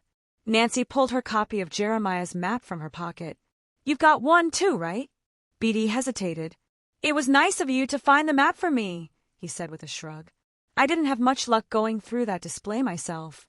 "It looks to me as if the best plan now is to share the gold," Nancy said. "I suspect there's plenty for both of us anyway." "Not a chance," B.D. said. His eyes had hardened, and an evil grin came over his face. "Not with you or anybody. I've been working on this for years. I'm sick of flying tourists in and out of that dusty airport. The land sale almost ruined everything, but it won't matter now. All I have to do is find the mine, get what I can carry, and fly straight out of here. There are plenty of sunny beaches in South America where they'll never find me. It looks like you're my only problem." "I don't think so," Nancy said, deciding to try another angle. "I already looked for the mine. It's not where the map shows it. You've done all this work for nothing, unless you know something I don't. Now, how could that be, when you're such a big detective?" B.D. said sarcastically. "You found my assay report in the meadow. Couldn't you figure out that a rock slide buried the old mine years ago?" "So you did start the fire?" Nancy asked. "That's right," B.D. said casually. He reached into his pocket and pulled out a black cigarette lighter, smiling at Nancy as he flicked a flame to life. "Nothing to it," he said. "The dry grass lights easily, and this handy lighter leaves no evidence behind." "What did you have assayed, anyway?" Nancy asked. She knew she would have to keep B.D. talking. B.D. shrugged. "A piece of ore, just like Charlie's. I found it about where you're standing," he said. "It was full of gold." Nancy took a step closer. "If you know I found the assay report, you must have been the one who broke into our cabin and sent Bess to the hospital," she said boldly. Her anger was building, but she knew she had to stay in control of her emotions. "She got in my way." "That's a dangerous thing to do," B.D. said. Nancy understood his threat, but pressed on with her questions. "Have you ever heard of the Nature Preservation League?" she asked. B.D. gave a grim laugh. "I'm its only member," he said. "I was hoping Charlie would stop negotiating with the government, so I'd have time." "And were you the mail carrier who lost Charlie's letters to Senator Callahan?" Nancy asked. "You are clever," B.D. said, looking surprised. "I couldn't believe my luck when Charlie asked me to take those letters to town. It was so easy to drop them in the wrong box, you know, the garbage can." Just then Charlie marched down the hill. "How could you throw away our friendship for a bunch of rocks?" he bellowed, his face red with anger. His strides were long and quick, even over the rocky ground. Rachel and George had come out of hiding, too, and they had to hurry to keep up with Charlie as the three of them approached B.D. B.D.'s evil smile vanished when he saw Charlie. For a moment Nancy thought she saw a hint of sorrow in his eyes, but then the glint of greed returned. "Not rocks, gold," B.D. said. and our friendship was nothing compared to being rich. But you hurt people, Rachel yelled from behind Charlie. You hit Bess, and that trick with the snakes was dangerous to everyone on the ride. And I can't believe what you did to my salmon beds. Rachel choked back a sob, and her grandfather put his arm around her. I'm calling the sheriff, Charlie said. I don't think so, Beatty said calmly. He pulled a stick of dynamite from his duffel bag. Nancy could see it had an extra short fuse. This will stop you, he said. He waved the loaded dynamite stick in one hand and the lighter in the other. Rachel and George stepped backward, closer to the cliffs. Nancy thought fast. There had to be a way to stop Beatty. Go ahead, call the sheriff, he said. I'll blow you all away and still have enough dynamite to blast the mine. Charlie hadn't moved since Beatty had begun to wave the dynamite. Charlie's face was locked in a determined frown as he said, Sorry, Beatty. I'm calling your bluff. He switched on the walkie-talkie and contacted the sheriff. You're wrong about that, Beatty said. Where there's gold involved, I'll do whatever I have to do. Beatty lit the fuse. It sparkled and smoked as Nancy and the others watched in horror. Run for cover, Nancy hollered. She made a dash toward some rocks. George, Rachel, and Charlie were right behind her. They were still several yards away when Beatty tossed the dynamite. It lit right in front of Nancy, falling out of reach between two rocks. The fuse was growing shorter by the second. Editor's note in case this audiobook has been posted somewhere else. Please check out A.J. Aaron's audiobooks for more audiobooks and content. Chapter 16. A Golden Opportunity. Hurry! Nancy yelled. With flying steps, she ran away from the dynamite and dived behind a huge boulder. Charlie and Rachel were close behind her, and George rolled to the ground beside them just as a huge blast rocked the canyon wall. Nancy, George, Rachel, and Charlie wrapped their arms over their heads and huddled close to the boulder as bits of dirt and rock rained down on them. When the worst seemed to be past, Nancy looked over at her friends. They were covered with dirt, but otherwise seemed unhurt. She peeked over the rock in time to see Beatty running down the hill, carrying his duffel bag. Nancy hurtled over the rocks and ran after him. She had to keep him in sight until the deputies arrived. The blast had given him a long head start. He was at the bottom of the hill and on the trail before she was halfway down. Beatty was making good time, and it looked to Nancy as if he might escape, despite all her efforts. She was still half running, half sliding down the hill when she heard the whir of a helicopter overhead. She looked up. A four-man copter was coming over the ridge into Prospector's Canyon. She could see a sheriff's department symbol on the side. As the copter hovered over the trail, the barrel of a rifle appeared from an open door. Another deputy produced a bullhorn. From where she stood, Nancy had trouble making out the words. But she saw Beatty drop his duffel bag and raise his arms in the air. The helicopter began to descend, and Nancy felt a great sense of relief. She headed back up the hill to check on her friends. Come look at this, George called down to her from the base of the cliffs. Nancy hurried to George, Rachel, and Charlie, who were standing around a small opening in the rocks at a spot where the dynamite had exploded. Do you think it's the mine? Rachel asked. It could be, Nancy said. Let's find out. She grabbed Beatty's shovel and began to remove the rest of the loose gravel and dirt. Charlie used the pick to loosen some large rocks, and George and Rachel helped to roll them out of the way. Soon they uncovered the opening to a cave large enough to walk through. The walls and ceiling were mostly dirt, with a few large boulders hanging down. They looked as though they might fall at any minute. The dirt was moist, and the air coming out of the cave smelled musty. It's Jeremiah's mine, Rachel yelled. Nancy took Rachel's flashlight and shone it into the opening. No one goes in, Charlie ordered. It's too dangerous. Nancy flashed the light onto the floor of the cave. Suddenly Rachel screamed and pointed. Propped against a rock was a human skeleton, its clothes still clinging to its frame. Beside the skeleton was a set of leather saddlebags. The girls and Charlie huddled around the entrance to the mine, gazing into the beam of light. Do you think it's Jeremiah? George asked. Dead in his own mine, Charlie said, shaking his head. I never would have guessed. Look at the saddlebags, Nancy said. They look full, but of what? Nancy looked at Charlie, remembering his warning. I've got to get those saddlebags, she said. I won't go any farther. Charlie shrugged. Could I stop you if I wanted to? He asked. Just be careful. Nancy stepped carefully into the shaft. It took her only a few steps to get to the saddlebags. She lifted them up carefully. In the beam of her flashlight, she could see the initials JB stamped into the leather. Nancy looked back at the skeleton and shook her head. They had found Jeremiah Benner. Cautiously, Nancy took the saddlebags back out into the open air. Charlie breathed a sigh of relief when Nancy stepped clear of the cave. Rachel clicked off her flashlight. "Another mystery solved," Nancy said, showing the others the initials. "These are heavy," George said, taking the saddlebags. "What's inside?"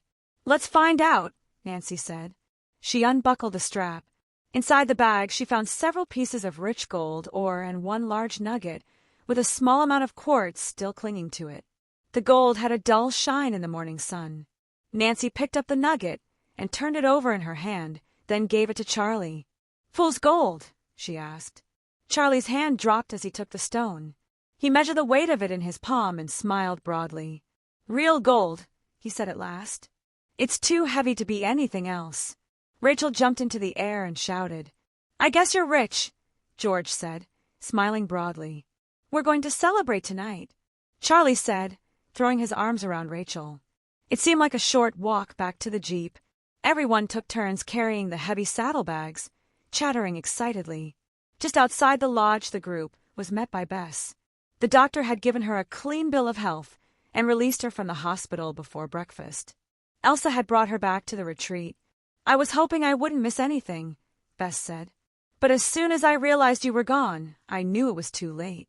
Nancy and George filled her in on the events of the day. Bess gasped in horror when George told about the dynamite and finding the skeleton. Nancy explained how BD had confessed to all of the incidents at the retreat. "I can't believe it was BD," she said. "I guess I'll have to apologize to Pete for thinking he took the quartz." "What's that?" a voice said behind her. Pete had just walked up the road toward the lodge. "I'm afraid I almost got you into trouble," Bess stammered. "I thought you took Charlie's quartz." "Took it? I tried to return it," Pete said in surprise.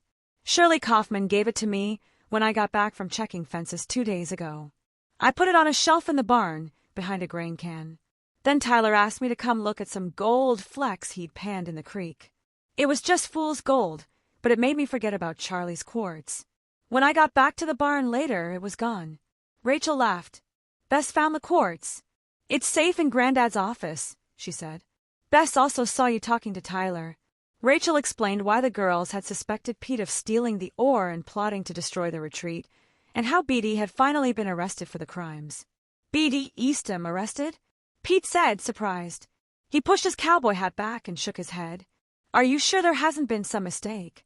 "Absolutely," Rachel said. She told him about BD's confession. "So where's breakfast?" Bess asked as they headed into the lodge. "I bet Elsa has something delicious for us, and I've had enough of hospital food." "You were only there for one meal," George teased. "I know, but I couldn't stop thinking of you eating that delicious barbecued beef," she said.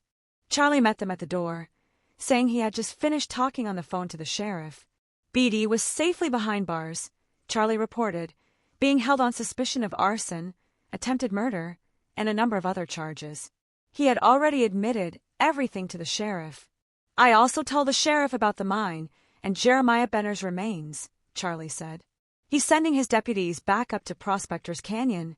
After a large breakfast of pancakes and fruit, Nancy, Rachel, and George were all ready to catch up on their sleep.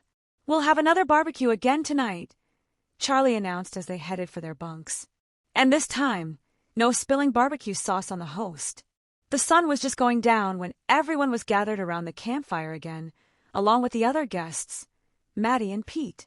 After hearing how BD had been discovered with a duffel bag full of explosives, Maddie explained that she had found the blasting cap in Prospector's Canyon. "I didn't want to tell you I'd been there," Maddie said, "especially after you said you were looking for someone coming in the back way to the retreat. You see, there's a golden eagle nest at the back end of the canyon, and I had been out checking on it." Nancy asked about Rocky, the eagle. "He's doing better," she said. Then she leaned close to Nancy. "I think I've got a line on a grant to build a new hospital. I've been talking to Tyler Nelson this week, and he says the senator may be able to help."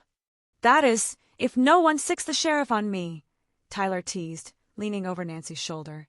Sorry, Nancy said. I really did think it was you at first, Tyler. Charlie told me BD lied about when I flew into town. If you'd finished your snooping when you were in my cabin, you might have seen in my appointment book that I got here after you, not before. How did you know I was in your cabin? Nancy asked sheepishly. Tyler grinned. Charlie told me. He wanted to know about the letter from the preservation group. I had taken the one from his desk and made a copy. I saw it there one day, and I wanted to check out the competition. I found out it was a bogus operation, too. That was as far as I got, except that I did learn not to send mail with BD. It kept getting lost. But I never made the connection between all the near disasters and the gold. It took you to do that, Nancy. I just wish I'd figured out it was BD sooner, Nancy said. He's the last person anyone would have guessed, Tyler said. I don't think Charlie and Rachel would believe it now if you hadn't convinced them with that daring plan of yours. There's one thing I still don't understand, Tyler continued. Why was Jeremiah's skeleton in the mine? He must have been caught in a rock slide, Nancy said. That hillside is unstable. Maybe, if Charlie's dad, Cyrus, had known where Jeremiah was, he could have been saved. So I guess in a way, it was his own greed that killed him. Just like it was greed that got BD, Tyler said. Greed and your good detective work. Nancy was embarrassed to have one of her suspects complimenting her. She thanked Tyler and was going to get herself more lemonade when Charlie tapped a glass with his fork and began to speak. I have an announcement, he said. As you all know by now, we've had some pretty unusual guests at the Highland Retreat this week. And they've solved a couple of old mysteries. So I have a special souvenir for each of them. Charlie handed Nancy, George, and Bess each a gold chain with a pendant of gold-veined quartz. Maddie told me about a jewelry artist in Eagle Point who works with stones, he said. While you were asleep, he made these up. He also told me that gold ore is so unusual and so pretty that it may be worth more than the gold by itself. We're going into partnership. He's going to make Highland gold jewelry. It's beautiful, Bess said, admiring her necklace. I bet soon we'll be seeing it in stores in River Heights. All three of the girls gave their hosts a special thank you for the unusual souvenirs. What about the land sale? Nancy asked. We're renegotiating that, Tyler Nelson said. Yes, Charlie added. I've decided to will the land to the state for a wildlife refuge. In the meantime, Pete and Elsa and I will keep running it as a retreat. That way, Rachel can come back to visit her salmon anytime she wants. And tomorrow I'm hiring a contractor to help fix the spawning beds, Rachel said. It took me all summer to build that dam, but I bet a professional can do it in a few days. Nancy looked over the gathering around the campfire. It had been one wild week, not at all the relaxing vacation she and her friends had had in mind. But it had definitely been worthwhile to help Charlie keep his retreat and send Rachel to college. I think the best part is yet to come, Bess said. What's that? Nancy asked. With our pilot in jail, we really will have to take the train back to Seattle. I'm sure I'll like the scenery better from ground level. Nancy laughed and put her arm around Bess's shoulder. I'm glad Beatty confessed, or I might have thought you framed him to avoid that plane ride back, she said. As the group's laughter died down, Nancy heard a coyote howl. She was glad that Highland Retreat was safe at last, but most of all she was glad to be celebrating with such good friends. Thank you for listening to this audiobook. We hope you enjoyed the story. Your feedback is invaluable in helping us improve the quality of our audiobooks. We appreciate your support and look forward to bringing you more stories in the future. If you have any audiobooks you would like us to make, please comment on this video. If you enjoyed this and want to support more projects like this, please consider becoming a Patreon member. Patrons receive special access to exclusive audiobooks, early access to new releases, and the ability to listen to the MP3 versions. You can find the link to our Patreon page in the description below. Until next time, happy listening.